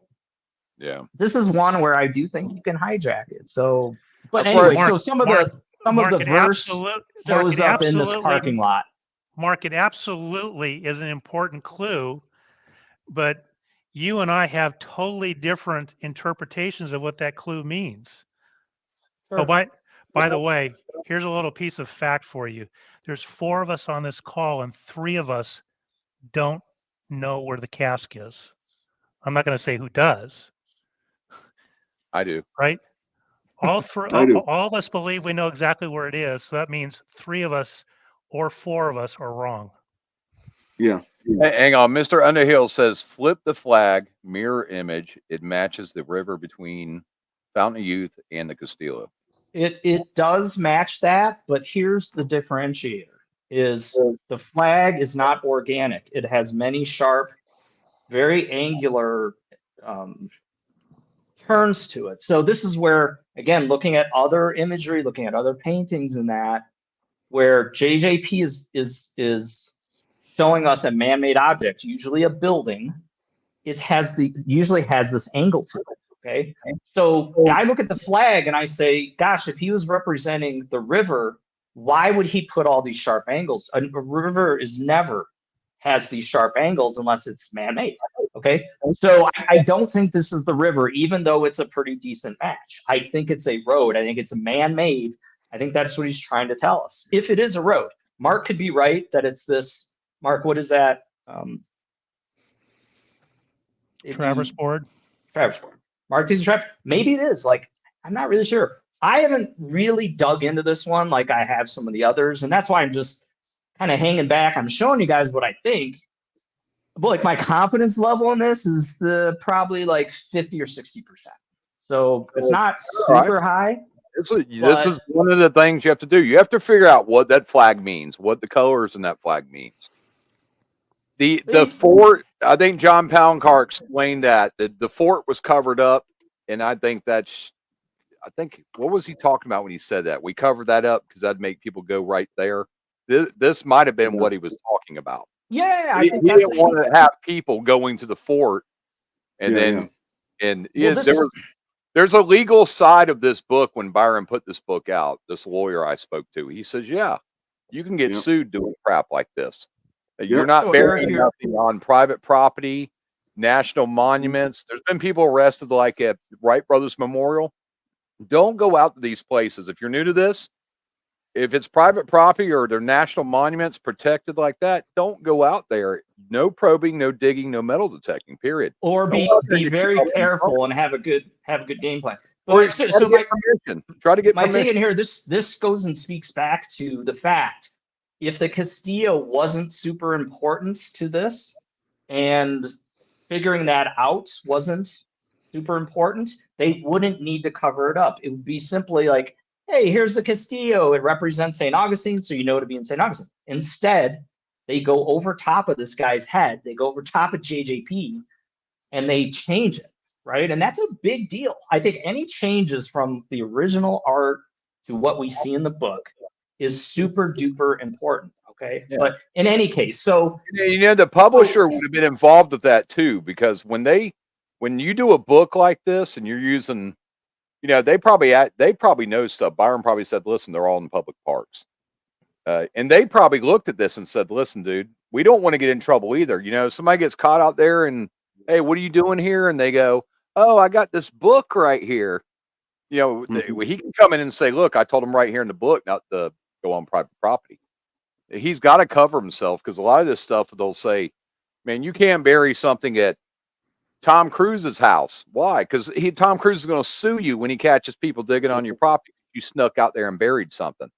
So there's a legal precedent here for him not to break the law, because he can get trouble. And I already asked Ben Asen, like, would he have jumped the wall into the Fountain of Youth? He says, No. hell no. He was a Boy Scout. He would have never done that.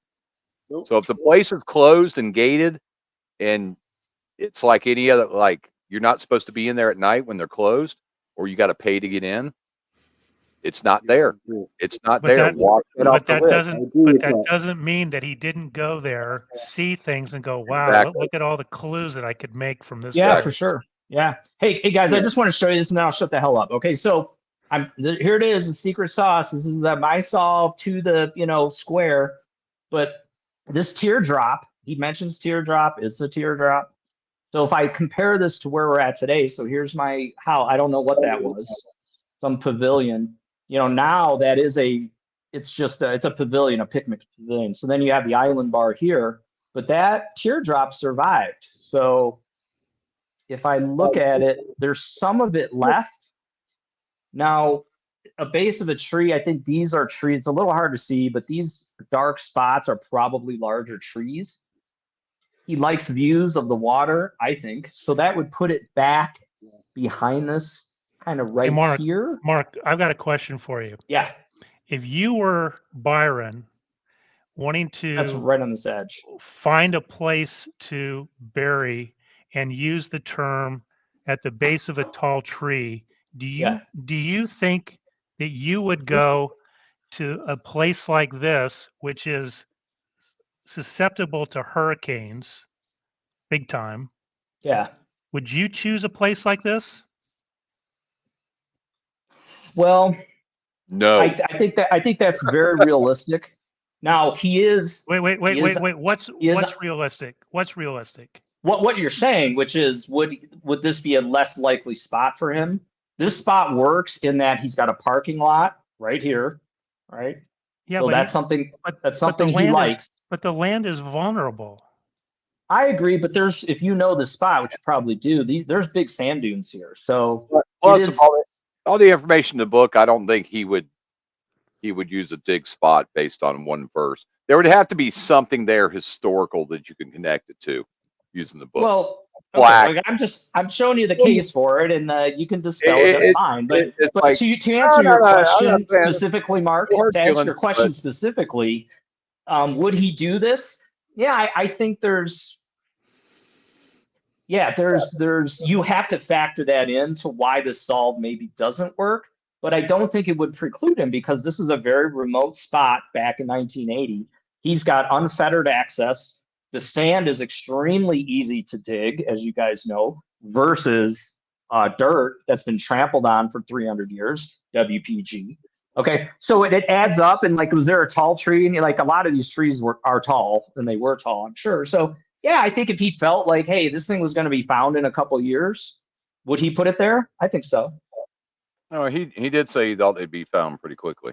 All right, yeah. hey, let's. So this is the spot. It's on the ocean side, where I think you would have this view down the pass. So it's on the shore side, which should be the east side of this teardrop. This probably should be probed the hell out of this area. Have fun. But this road has been redone. So how much did they go into the sand to make the road? Not like all these spots. It seems there's been a lot of work right by them. Berm area. Most of those are. All right, so that's all I got. I'm giving you the spot within 5 feet there. Okay. Let's cut back to the verse. We've talked enough about the painting. I'm going to let Douglas go first. Douglas, just go down the verse. I'll get the verse up here. Tell us what you think each. Mark S. I don't know if you ain't done enough. I don't know if you want to. If you've done no, go ahead. You guys go. You guys go. Well, let Douglas go ahead. Just go all the way down the verse and tell us what you think it's associated to. Hang on 1 second. I'll pull it up. All right, cool. That's what I'm looking for. Yeah, I'll get it. Page 53, dude. Come on. Hey, Chop Eric, that. why don't we just go one line at a time and see what each one of us thinks that one line means? We can do that. Unless you guys, we're at the 1 hour 50-minute mark right now. I don't want everybody to start gassing out and dropping like flies. Yeah, We're I'm doing- gonna have to. I'll go I'm gonna to have it. to I'll go boogie in a 2.5, minute. 3 hours if y'all want to, or we just I'm go cool. to this and we'll wrap it up. I mean, we almost got to do 4 podcasts on. There's so much information for St. Augustine. I mean, Yeah. we have flown through almost 2 hours already. And we've barely scratched the surface of the painting. There's so much of the I painting. mean, Yeah. I got so much information I could. I mean, everything. If you're a member of the Facebook page, all you got to do is go to the top and search. Years ago, I hashtagged everything St. Augustine. So you can either search if you want to see what I've put out there, just search St. Augustine or search me, and it'll show. And you got to go back. You got to go back a ways. All right, there you go. I was looking at someone commented on an old post like from 2020. I was like, when the hell did I post that? What is this comment about? I go back and look, and I'm like, my God, that's like 4.5 years ago. I totally forgot about a lot of these posts I made, but somebody was digging. There we go. There's a verse for you, Douglas. All right. Informative. Hey, Mark, The first chapter. put honking back on its correct line. Oh, sorry. You all manipulating. You know, it's copyright infringement. You know, change you that. There we go. Now my solve doesn't work. Hang on. Right. He's just changing stuff. Okay, Douglas, go. There's always All a right. big. People are like, for people that are new to the book. There's it doesn't matter to me. I've never even looked at this, but some people think everything's out of order. It No. could be, for deception of a treasure hunt, scavenger hunt. No. It might not be in order. It might. There's no way for us to figure that out. And the only guy that really knows is Biden. Eric, Douglas has the floor. All right. The first chapter, I think it's the beginning of St. Augustine. The first thing that happened that created it. So next. Are we gonna take turns going verse to verse? Yeah, on the first line. Yeah, that's what Mark said. So Okay, I think it's the fountain of youth, the front entrance. I mean, nobody can argue that. It says it, right? The first chapter. And the fact that the word chapter is in there, he's talking about books. Yep. So that's where I've told you before, I've got books all around me. I've got books over there. I got lots of books, and there's a lot of them that have a first chapter that in fact, Douglas, you should know this. Have you ever read Don Quixote? yeah, I've read it, saw it on TV. Also, Have you read? So find Don Quixote. Is it not hard to do? And read the it's right first there. chapter. Uh-huh. Read the first chapter. It's like the total setup for the painting. I agree with you. I actually agree Okay. with that. And then, So guys, and then, sorry. Go ahead, Mark. and then my last thing, and you guys are probably gonna go crazy when I say this. In the Bible, in the Old Testament, the book of Genesis is a thing called the Proto-Evangelium, the first gospel. So the gospels are actually in the New Testament, Matthew, Mark, Luke, and John. But the Proto-Evangelium is the story where Adam and Eve, they're in the Garden of Eden. The serpent is running around at their feet, and God comes in and looks at them, and they've got clothing on. And he says to them, "Why have you clothed yourself?" He said, "Did you eat from the tree of life like I asked you not to?" And Adam said, "She did it." And Eve said, "He did it," meaning the serpent. And then God said to the serpent, "Because you've deceived my children, I'm going to make you crawl on your belly and eat dust, and your seed will nip at her seed's heel, and he will crush your head. He will crush your head." And in the Catholic Church, that translates to "she will crush your head." And the Proto-Evangelium is essentially the prophecy of Our Lady of Guadalupe, who is Mira Chimera on the wall at the shrine. And if you know that story, in fact, if you don't know that story, you don't know how to interpret the Traverse board. So that's the first chapter. All right, Mark Uh, S. Yeah, the only thing I would say is if you start at the Fountain of Youth, which you guys are saying, and I buy that, it does kind of fit the flag in that this, my theory at least, because you start up here, I guess, and then you work your way down and around, and you go around the Castillo. So I think that kind of fits. Eric, what do you think? I think it actually fits a little better if you start at rather than the Castillo, if you start at the Fountain of Youth, so it would fit kind of what you're talking about. Gotcha. For me, first chapters is obviously the sign outside the Fountain of Youth. Plus, the first chapter references when you do the Richard Wagner references, just like you said, Mark B. With the first chapter of book, he used it. Wagner used it the first chapter of the play, the music, all that, so on and so forth. First chapter, North American history with the St. Augustine Spanish colony. I mean, that is one of the big clues that proves St. Augustine is the city.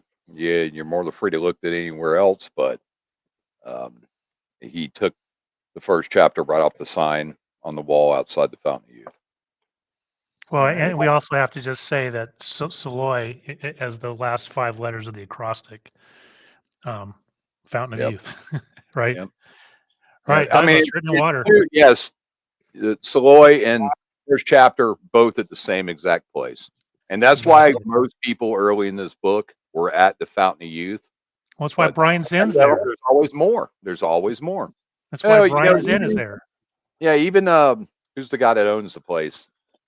John Fraser. John Fraser. Yeah, even Fraser said they get so many emails about coming out there to dig. I don't even think he considers them anymore, and he's already told people. There's so much more to St. Augustine than the Fountain of Youth, isn't there? I mean, well, Mark, it's a starting place.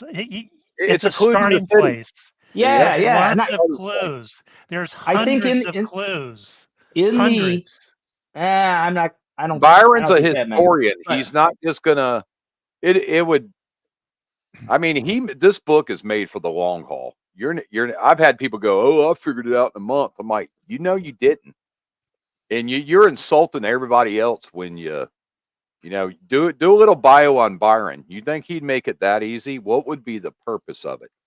The main thing is he's trying to sell books, so he made these difficult enough to where they would drag out. He wasn't being. The right people would have solved these quickly. You had to be like Byron. You had to be a scholar of history.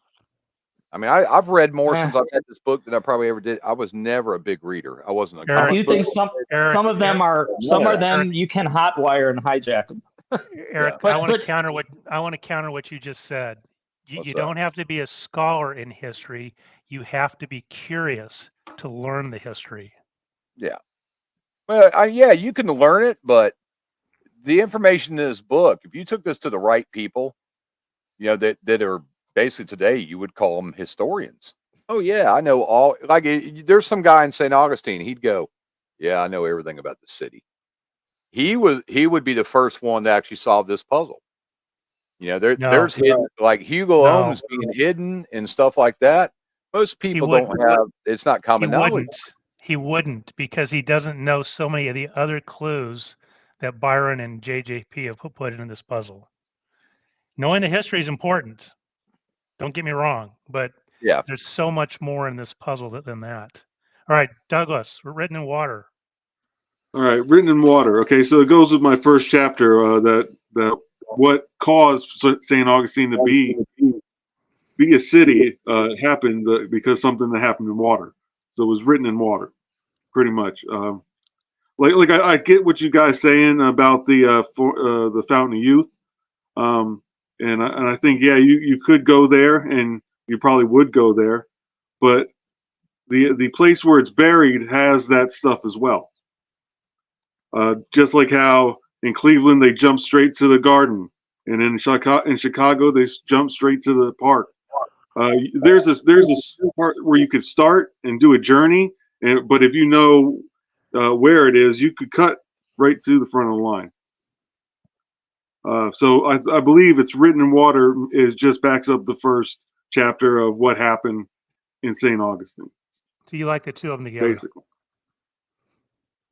Yeah, you're talking about the same thing in these first 5 lines, for sure. I like that. I Entrance. like you too. The entrance of the Foy. The entrance of the Foy. The fountain of youth. The first chapter in America's colonial history. Those 2 lines are the entrance to the fountain of youth. No question. Think about this for a second, right? And I think this is important. The words are super important. How many words are in this thing? 30? 40? I don't know. In what? In the verses. There's just not a lot of words, right?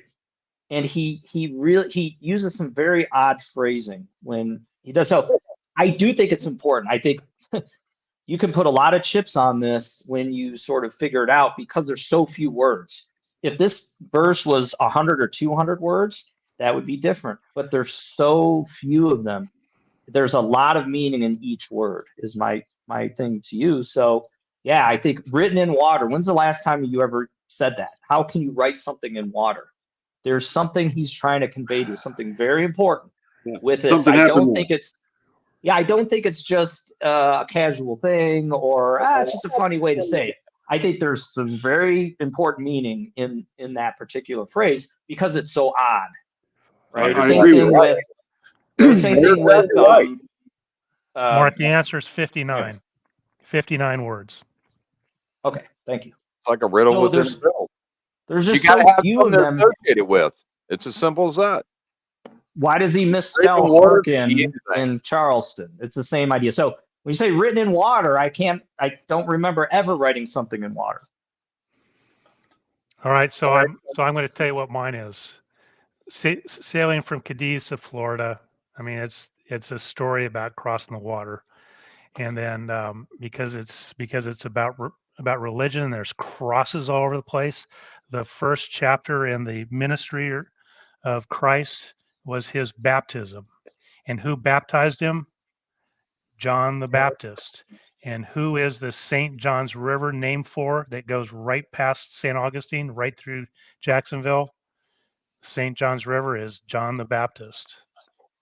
There's lots of saints in St. Augustine and in Spanish history. Lots. I'm done. Oh, I don't think the St. John's River doesn't. Or are you talking about the Intercoastal Waterway? The St. John's River is named for John the Baptist. That's all I'm saying. Oh, okay. And the St. John's River is the one that flows past where Fort Caroline was, where the French were. Okay, yeah, that's correct. Actually, floats over it because it's out there in the river now. Could be. Who's it? Me? Yeah. Written in water, connected to the German ferry, and connected to Wagner is German-British composer George Frederick Handel, who is known for water music. Handel's Messiah. Yep. The water music is a collection of orchestral movements, and George Frederick Handel was known for water music, written, composed, writing music, whatever, water connections to him. Plus, also the coastline of St. Augustine, written in water is probably reference to the Fountain of Youth. Spring also. Mark Staroziak, you're convinced that the cast needs to be buried somewhere near water. I do think that's a common motif. And but in not St. always. And in St. Augustine, it's going to be hard to not be near water. Yeah. I mean, yeah. This is my theory. I can't necessarily prove it, but when he's out in open water, let's say, he's sort of maybe nearby it, like Grant Park, the Greek Gardens. I Cleveland, I think, is a special case because there's nothing interesting. Sorry, Cleveland. There's nothing really interesting. But that's one where he didn't follow that. I think Charleston, yes, is right on the water. New York, this big view over water. So yeah, I think that's a common. And two, what you have to remember, what you have to think about is, I think the closer you are to water, the sandier and softer it is. So I do think that's something that the man considered versus like hard ass soil. And he even says in several of these it's buried in sand. So yeah, I think that helps him get the boxes buried. So yes, I think that's a motif. I disagree with that. I think that Yeah. I think there's something there. Now I will say in a bay situation, he likes views back over the bay to the city. So that's in New York. That's at least where I'm at. San Francisco, the same thing. Charleston, the same thing. You look out over the bay from the dig spot to the city. So I'm seeing that as a sort of theme. Well, is there any city that's not near water? No, I think they all have at least a major there's river or a some there's type a water of, reference for every single one. Yeah. or a Even bay the- or open water. Yeah. Right. Okay, So anyway, I Douglas. found this writ in water. I don't know. Does Keats play into anything? We've heard that before. John Keats. But how does that apply to St. Augustine? Keats is the Rick. I don't know. It says this was a very famous saying where here lies one whose name was written in water. So it seems like a play on that. But again, I haven't investigated the verse. I've taken my hijack theory and really gotten lazy with the verse. So It sounds like a national treasure clue. So anyway, I know maybe there's something here. Yeah, you got to look at where with Keats. Okay, take Keats. He died at 25. He died of tuberculosis. He died young. He was known as the Romantic poet. You could take one word of what I just said and stick it right to that city of the secret.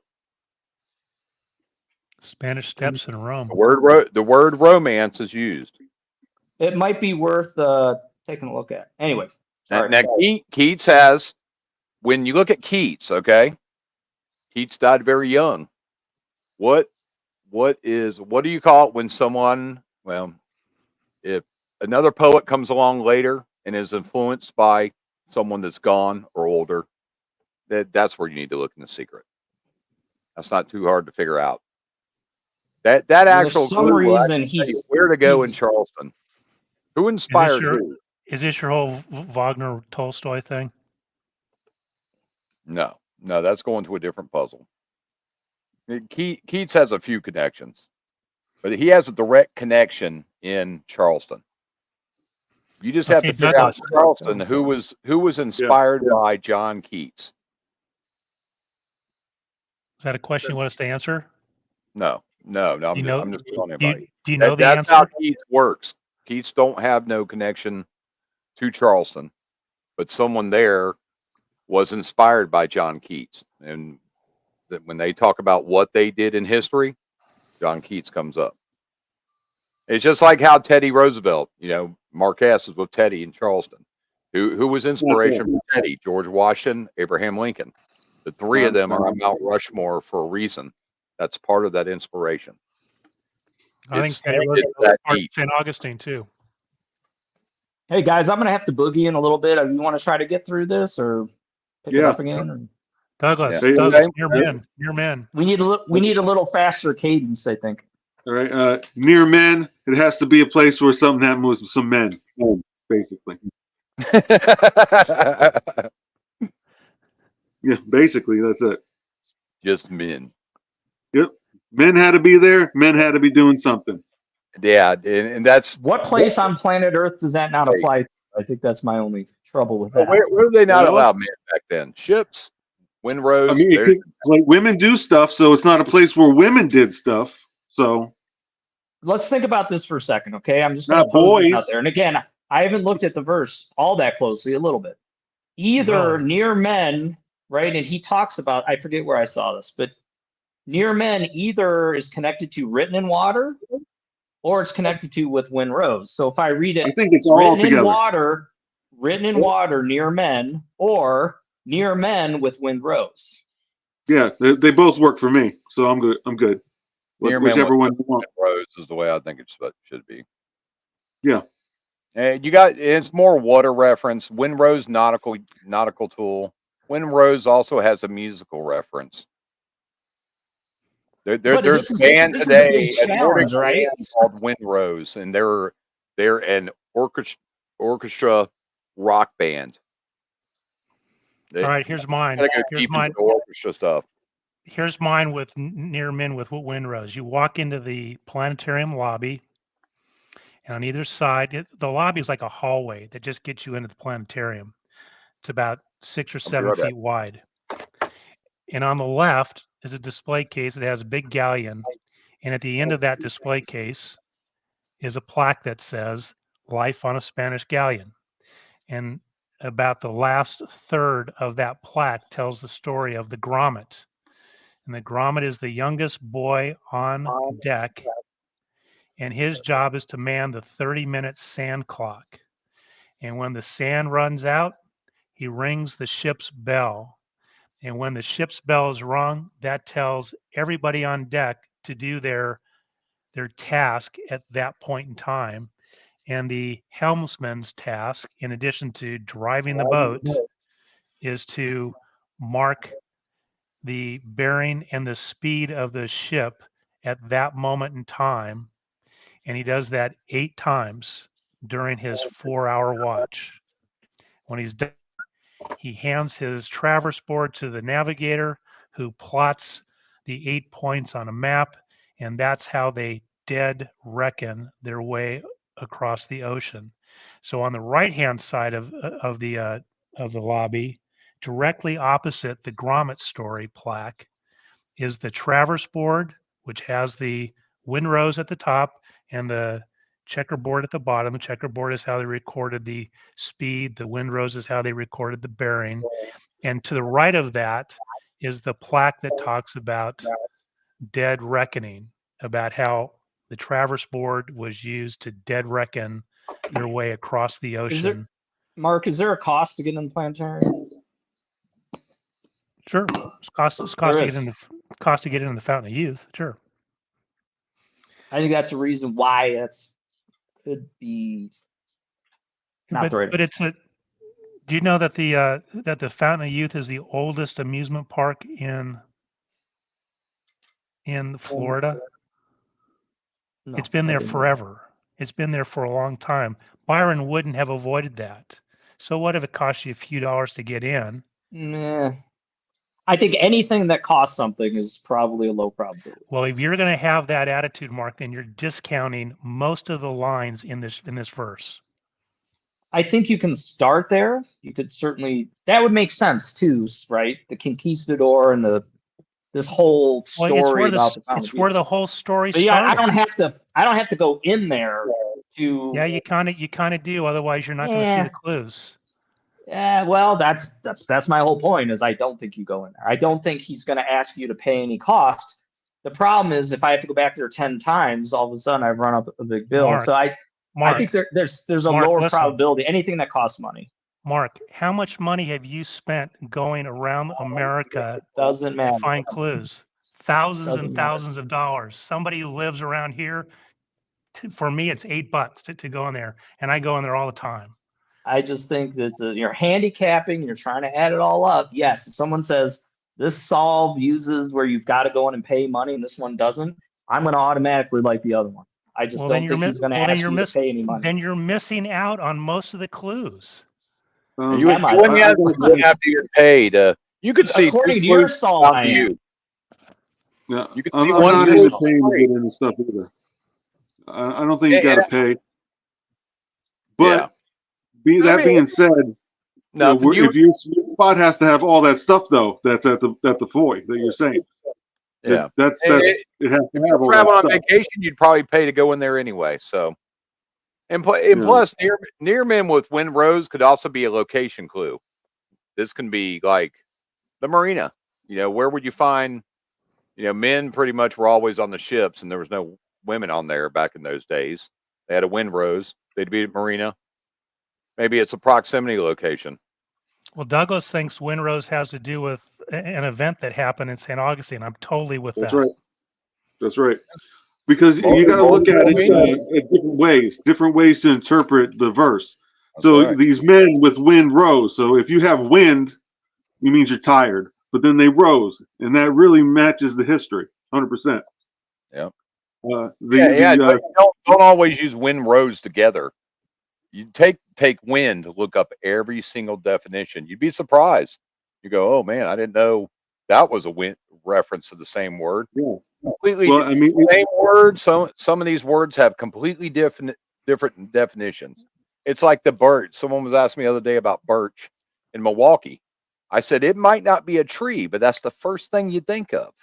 Could be He the uses John Birch Society. hard words. These are words that there's definitions to words that some people today don't use anymore, but they Rain, were quite rain, common rain, decades rain, ago. rain, and rain.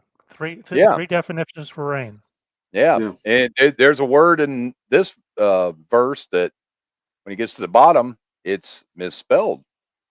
It's not spelled the way it should be, and that's a direct reference to back to Richard Wagner again.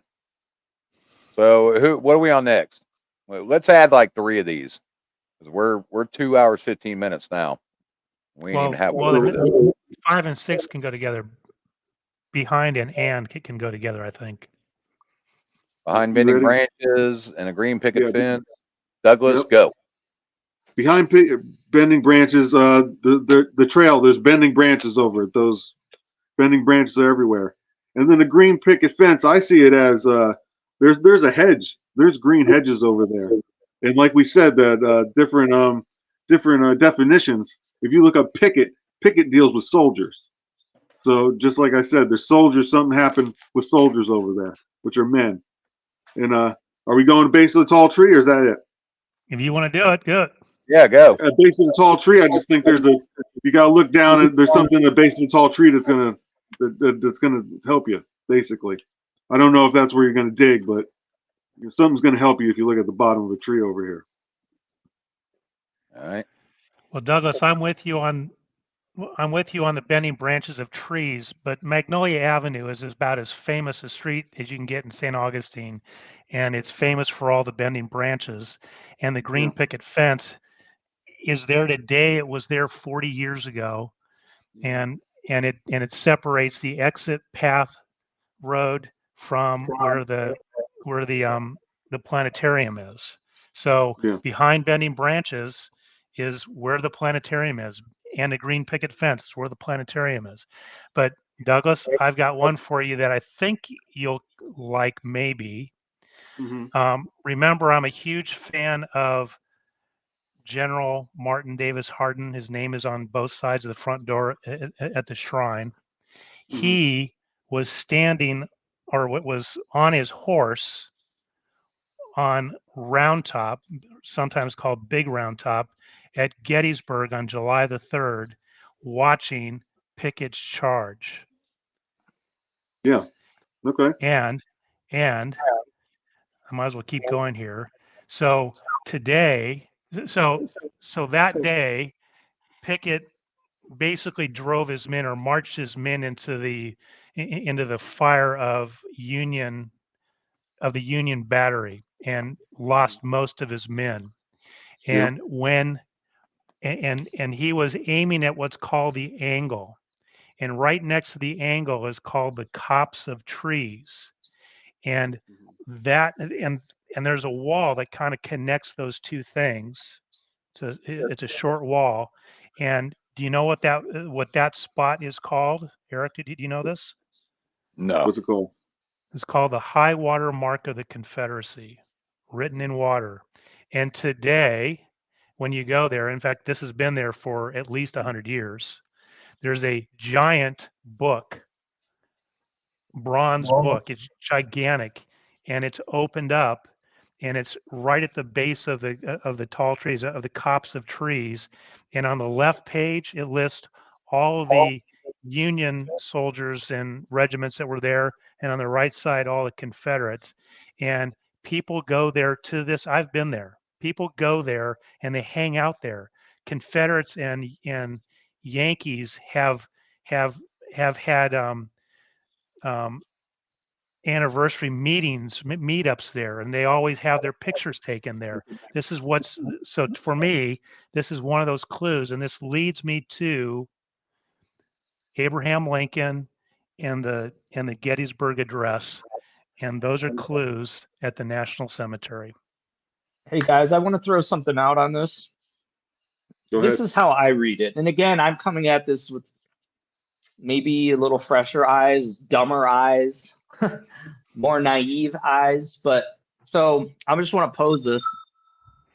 The first chapter, written in water, near men with windrows. I think that is the segmentation. It kind of feels that way as I read it. The next segment, I think, is another 5 lines. I think it's behind bending branches and a green picket fence at the base of a tall tree, you can still hear honking. I think that's all together.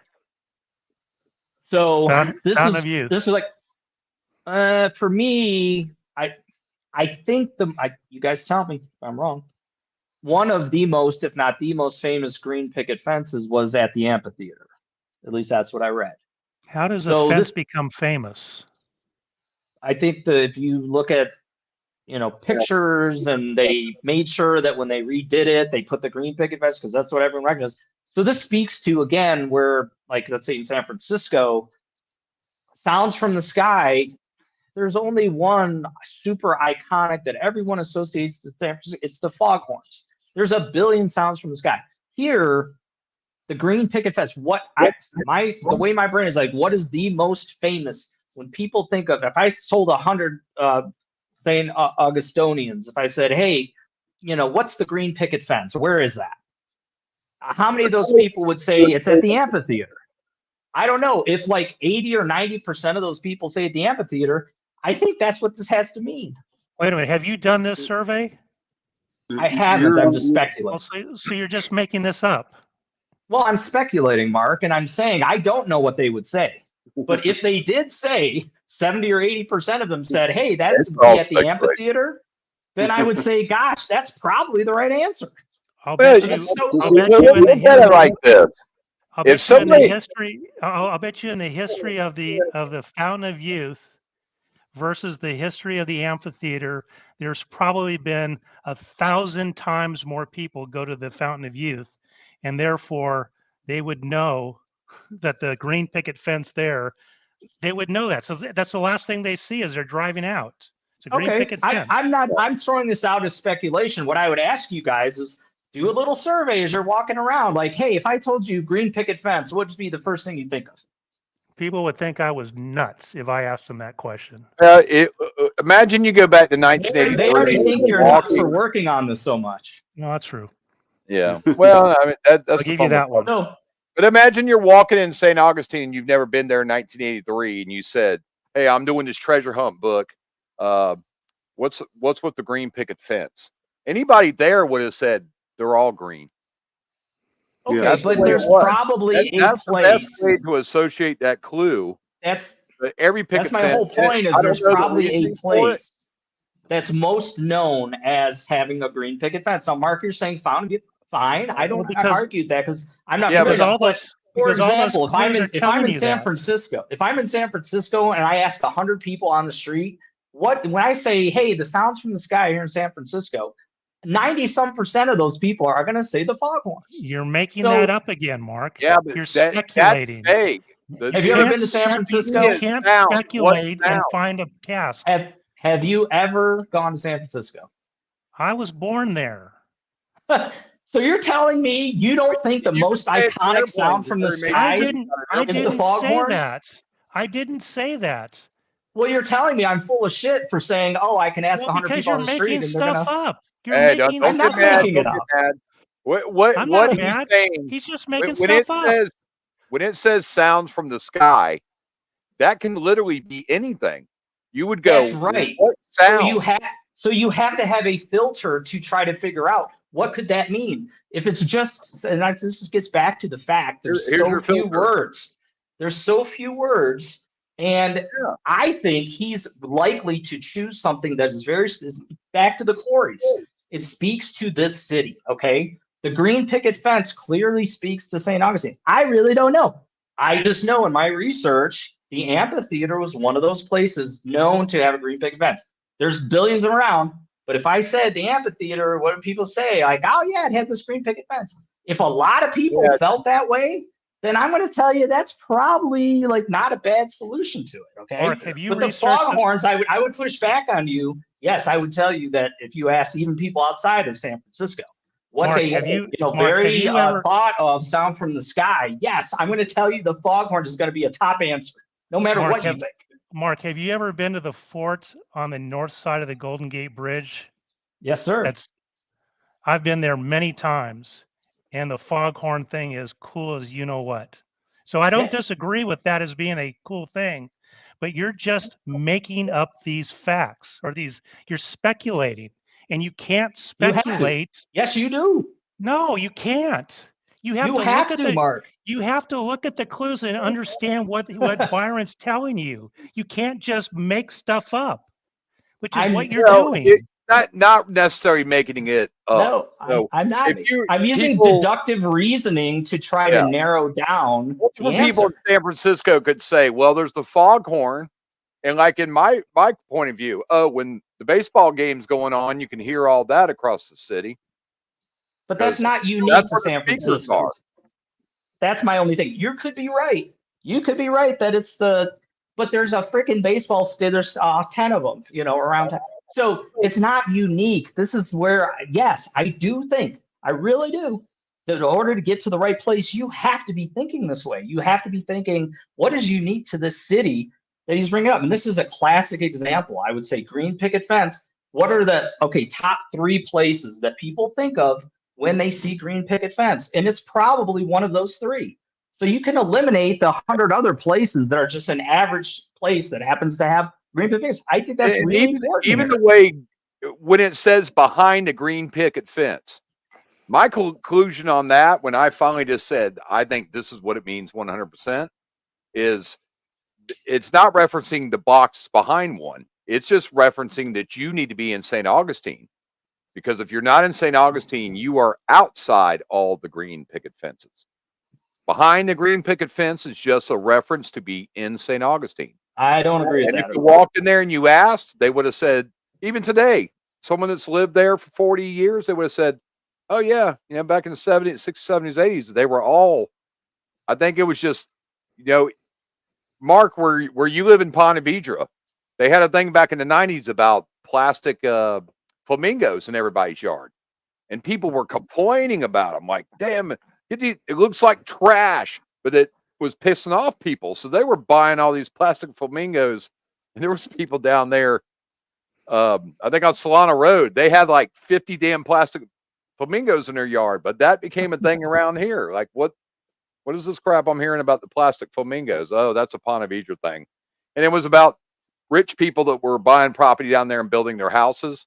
And these other people that had mobile homes and they had property and they didn't want to sell it. So they didn't like the fact right across the river or right across the street from them on the water side, they were building these multi-million-dollar homes, and these people are pulling out their gated driveways and don't want to look at a mobile home across the street. So they started putting flamingos all in the yard just to piss them off. But that's the flamingo story of Ponte Vedra, just like the green picket fence story. But behind the green picket fence, when they were all over the city, you're never gonna find the idea. I disagree with you. There's so few words. There's so few words, Eric, that this has to mean something more than the average picket fence. Or, for example, in San Francisco, Stonewall's door. Okay, any old stone. There's a freaking million of them. How would you know to choose? So you have to really think like, okay, what's one that has some history behind it? Maybe that's going to like elevate. In terms of me handicapping the solution here, I'm going to tell you this green picket fence. Why is he mentioning that? It has to, in my opinion, it has to be a probably the top 3 places. If I ask someone in St. Augustine, where's the green picket fence? They're not going to say, well, there's a million of them around. I'm saying, well, what comes to mind first? They might say it's the Fountain of Youth. That's what I'm saying. So that's the deductive Let's go sleuthing back that we 42 years. have to do to 1983 get was to the the right place. amphitheater fence popular? Say It again? might be today. People might reminisce today and go, "Yeah, back in the day." But in '83, would people go, Yeah, "Yeah, that's the the amphitheater challenge. green picket fence was popular"? That's a huge challenge, Eric, right? Because I like the know. lore has changed, the views have changed, the geography and the man-made stuff has all changed. So you And have to put I yourself could be back in that era, I could right? I could never find a book connection to the green picket fence, picket green, green, Paul Green. That'd put you right at the amphitheater too. So if you want a green connection, he was the guy that rode Cross and Sword. It was at the amphitheater. By I the like way, things on the That's the only surface. thing I ever I found. like things on the surface. by the And way, on the surface is the most famous green picket fence in St. Aug, I think is a very likely candidate for this. It That is. That's was a all I'm good saying. point. by the Multiple way, meanings, multiple verse. We're never going to get to the verse. We're Pickett, 2.5 hours now. See? Pickett's charge, We got to do Pickett's more men. than 2 this month. Yeah. You can do Yeah, I'm multiple. Green picket Eric, fence have multiple meanings. Eric, on Pickett's charge, Lee held Pickett's regiment in reserve. His men had not yet fought at Gettysburg until the last day, and so his men were considered to be green at Gettysburg. The problem with that, Mark, is St. Augustine is known to have some of these very famous green picket fences that people associate. Mark, So why would it not be that versus Mark, a each piece line of in the history? verse has multiple meanings. Yeah. I'm with you on it's a real green You picket got to think fence. 2 and 3 dimensionally. Okay. Paul, So green picket fence, the green picket fence of St. Augustine, everybody had. Paul Green, he might have written a play that had something to do with a fence. I've never did that research. You know, all right, it could be. Can we move on to a different one right now? It could be picket What's Civil War. Fence the could next one? not mean a fence. You know, it'd be Douglas, somebody's what last do you name. think? What do you think you can still hear the honking means? Well, those are the birds. Go all the way down It's through it, Douglas. it must be the birds to me, or there's cars nearby also.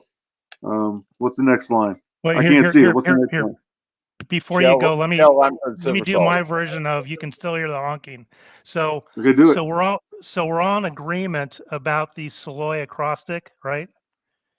Oh yeah, Right. I guess yeah. Does everybody agree? Eric, are you shaking your head for Saloy?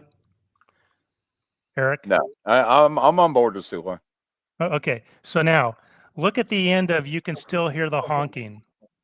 The last letter in that line is a G. Then go up one line. The last letter is, or the last word is tree. The last letter is E. Go up one more. Fence is an E. Go up one more. Branches ends in an S. And you go up one more. Windrose ends in an E. Yeah. That's an acrostic. You can still hear the honking geese. And we know, because John Fraser has told this story that his father, a tennis professional, was also a raiser of birds, and specifically geese. And when he took over at the Fountain of Youth, he moved his geese. He penned those geese on the western side of the planetarium. So he made like a little fence, and I don't know if it was a picket fence, but he made a little fence that kept them between the planetarium and the walls that you see on Magnolia Avenue. And geese honk. You can still hear the honking geese. I gotcha. That's a story that nobody at the Fountain of Youth would forget. Yep, So I know that story. So you That need to seems look really deep. Well, but Mark, It would be another clue to the Fountain of Youth. Mark, you only say that when it's something you haven't thought of. That's your release mechanism.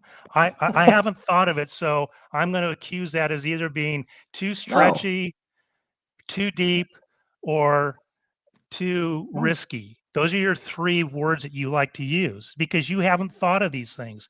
Have you studied the Fountain of Youth as much as you've studied the amphitheater? Yeah, I just think that's a very deep story and you have to connect like why those words. That's not on the surface to me. So when I'm going through, this is just me, I could be wrong.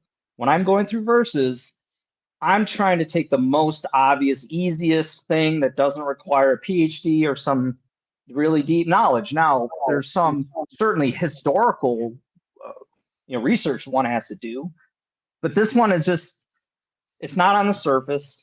It's pretty deep. And What's not on the surface of seeing GEESE as an acrostic? It's right I think there. yes, I think that's coincidence, to tell you the truth. But let's talk just for a second. Honking. What honks? What are the things that honk? Geese. Geese honk. True. What else? Cars. Cars. According to Bradley, Byron says ducks honk. Ducks. That's what Bradley says. Byron says that's in Byron a book. I just think it's birds. There's birds are honking. Okay, so I think it's directly associated to the plaza because there's cars directly all the way around, including two sides of parking. no, I think it's clue he also mentions- to the Fountain of Youth. There's multiple clues. The first chapter puts you to Fountain of Youth. The Windrose, there's a Windrose out there, Fountain of Youth. Green picket fence, we're at the Fountain of Youth. Honking at the geese, Fountain of Youth. A lot of this stuff just puts you in one spot. Whatever clue you need to get there, there's multiple paths to the Fountain of Youth. Think of how he's saying this, directly associated to the plaza because traffic is going all the way around it, very close traffic. And you're surrounded by higher buildings on all sides. So when someone honks, you really hear it. And there's a lot of damn honking that goes on. Think of the words he's using here. You can still hear the honking. That there's something in there he's trying to tell us. It's not just about honking. Because he's saying you can still hear it. That could be from a well, why couldn't I hear it potentially? So that's what he's kind of saying is you can still hear it, like it's off in the distance. You can still hear it from here. I think it means. I think it means you got to still hear it now as it refers to the history. So when this thing would happen, whatever event it was, they heard birds. You're going to hear the same birds because it hasn't changed, in my opinion. Okay. Yeah. Now he's giving you. I think the two of you have actually hit on the right thing. The word "still" is a reference either to distance or time, and you both said that just now. Correct. I'm with now. that. For me, he's talking about distance and like a geographic spot in the lines right before that. So I'm going with distance. It could be like if you went to war, you could say I could still hear the gunfire. That could be time, memory. But I have to, Eric. This is my whole thing: is I've got to make a choice, right? This is all about. I'm at this spot. I got to make a choice, and so I'm trying to handicap what is that. And since he's giving me these reference points in the prior two lines, my tendency would be this is a distance thing. So he's saying you can still hear the honking. So he's saying like you're probably still near a road or something, or you're still near where the geese are. Okay. But that's important. This is going to help me if I can really dissect this and use the words to piece the puzzle together. I'm probably on the right track versus just saying, oh, I'm looking for honking. No, you can still hear it. You can even attach it to this. Okay. So there was a massive civil rights protest there. A couple of locations ain't there, but there was interracial couples in the pool. This is right around the corner from the plaza. The guy was dumping acid Motor Lodge. A ton of basically when a bunch of blacks showed up there, and this was all part of they were there the protest, but they were at the beach. A bunch of people came into the city that did not like that. There was a lot of traffic, a lot of protesting. I seen one video where in particular where they were driving around, they're all honking their horns. And this was like a big event. State police and everybody had to get in there. It could even be referencing that. Because we know the African fairy is present in this puzzle. And that could be Martin Luther King's visit. There's actually a hotel there that has, I think it's the old entranceway to the hotel before they redid it, but they left that to show this is where Martin Luther King actually came in when he showed up because of the problems there. The Woolworth, which is on the south side of the plaza, they left the original door, the big, flat metal panels of the Woolworth there, but that was like they went and sat down on they had a lunch counter, and a bunch of black students went in there to protest, and of course, they didn't want them in So there. you- so back and you back can to still this see just it. for a second. The honking, right, is if it's a distance thing, you're probably near road. Now the question I would have, this is to my solve, like was there honking on the beach where people could drive or on that road in Anastasia? Like I don't know. I mean that's a It happened there too. The blacks had went out to the beach, and the people out there did not want black people on the beach. So a lot of they called people, and all these people showed up, and that's why it became such a media event. They were like, telling all the blacks, get out of our town. We don't want you here. But they went down on the beach, and back then you could drive on the beach. anyway. So it's as we're sorting through There's this, so this many is where different things you could connect it to. I mean, this is the vagueness of these poems, and but you got to make a choice. There's my point. Is this a distance thing, or as Mark says, it's a time? And now we got to zero in on that. And I got to handicap it, right? That's how we're going to get to the right answer is by really looking at this, understanding what is he saying, right? It's not just about honking. So I read this as that he's saying it's at a base of a tall tree. Now people are saying, oh, it's out of order and all that. It seems like this is all just kind of filler stuff at the bottom. So I don't know. Hey, Anyway, all hey right, guys, I let's got a move on. boogie, but We're at 2 hours 41 minutes. Okay, Good. shell, Yeah, limestone, silver, salt. This should be interesting. that's on the sign, right? Isn't that on the sign I was showing you? Hang on, It's I'll the be right back. 15 Y'all go. It's the 15 by 13 coquina stones in the spring house where the royal affidavit was in the silver salt cellar. It's as clear as day. But if you're not paying the money to go inside the Fountain of Youth, you're never going to see it. Which I would say makes it unlikely. But yeah, Right. stars move by day, sails pass by night. I mean, sails pass by night. It implies you're near water, I think. Lighthouse. Douglas, wasn't that one that you said? No, well, I'm over near Montanza, so we're at shell, limestone, silver, salt. That they got all that over there at Montanza and the beach and on the stuff that makes Montanza. It's all there. You're gonna go stars move by day. That's and sails pass by night. I do that like the you have to get on the boat during the day, and then at night, the stars move by day. Then that makes it night. The sails pass by night, then in the morning it makes the sails go. So something with sailing. Hey guys, I'm gonna make an executive. Can you guys come back? Because we're gonna need to do a third podcast on St. Augustine. Can everybody make it back next Wednesday? Yeah, I could. Sure. I think so. I might. I don't want to rush this. I mean, we're running 2 hours 43 minutes right now, and we're barely through the half. I don't want to rush through this and leave out vital information. So I just say we'll just hold this right here. Mark, you save this, and next Tuesday or Wednesday we'll just pick up right for here because we've got to do. There's a lot of information in the St. Augustine puzzle, and I agree. I don't.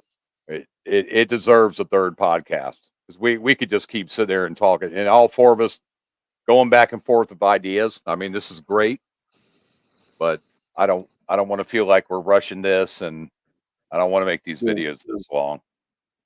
All right. I appreciate the 6 people watching that actually stayed. We were at 7 at one point, but there's a lot of information. There's a lot of stuff in the book, and we don't want to leave anything out. And we could do another one Tuesday or Wednesday. I don't know why the heck my sound here is all messed up all of a sudden. And if everybody can get back here, and Mark asks, if you want to do a little, if you want to do a little more, I know you're not as deep in the St. Augustine as the rest of us. If you want to do a little more and catch up and everything, and Do your homework. come up with No, something. I mean And this. I'm when we messing come with back you. to these fresh, You know, I'm that messing we'll with you. always think of more stuff, but I want to save this, this last half because shell, limestone, silver salt, I got some major off the wall stuff that, have made people get sick. They're like, get the hell out of here with that. All right, I'm gents. I'm sorry. I got a boogie. All right, stuff. don't hang it. Don't hang up. I'll end it. I'll just end it. The only Everybody way we're say- going to get to the real place is by having a rigorous debate around it. So That's right. I think That's this is right. good. I really do. It is nice how everybody we all agree on stuff. I mean, Mark B comes on here. He's got some. He's been in the history way deeper than I have. A lot of people don't even believe you have to do that, and I believe, yeah, you do. Yeah, you do. Mark went deeper than I did with Mendez and all that stuff, and I'm like, I just go to a certain point where I go, yeah, this ain't going nowhere. But I'll dip back into it every once in a while if something pops in my head. So it's always best to do a lot of research and then let it sink in and start thinking about it, and getting all that. But I want to thank everybody for watching. We had a lot of messages and a lot of people. That's cool. I feel like we're producing good content here, and we're talking about stuff, and a lot of this stuff, especially when you hear me talk about stuff, I get all my stuff out of the book. Hey, Eric, is how it I do it. possible? Is it possible for next week that we have a designated watcher of the chat so that the chat folks can be responded to as well? Yeah, I'm watching that myself right now. So I posted a couple questions, but so we're kind of going around between the four of us, but I think we need to include the folks that are sending us messages as well. yeah, I can actually post them right on the screen. It just don't have a lot of Well, I think the way you really did it, asking questions that we could talk about.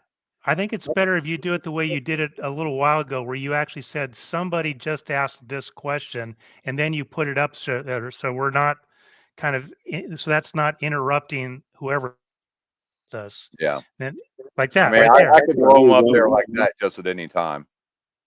No, that's cool.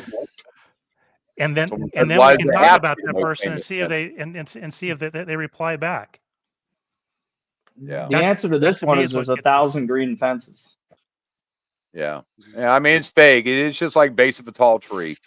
What kind of tree? There's a million trees out there. You got to figure out what kind of tree it is. Yeah. It's So the Mark one behind the Strozak, green picket fence. Christmas Yes. tree. Mark, are you just doing the present thing when you're showing us your stuff?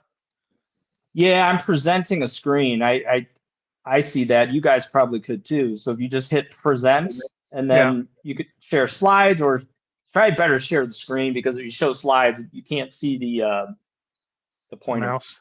Yeah. Yeah, I can't do it because all the information I got is on my iPhone, and I got 14,000 images I have connected to the secret. When I started downloading that, I was like, I'm not doing this. Yeah, I've got 3 screens, so it's easy for me to see what's going on. I would have to have that the room where I can actually go down and pick up I was like, what is this? How many photos are in this file? And there's like, I got 15,000 like Google screenshots, photographs, and there's no rhyme or reason to any of it. It's just a mess. So I was like, this 12 Puzzles podcast, Mark S. is our technical guy. You've been promoted. That's scary. All right, y'all. Hey, I'll see you next week. All right, guys. Bye, guys. Appreciate everybody watching. Y'all take care. We'll see you next week. Bye-bye.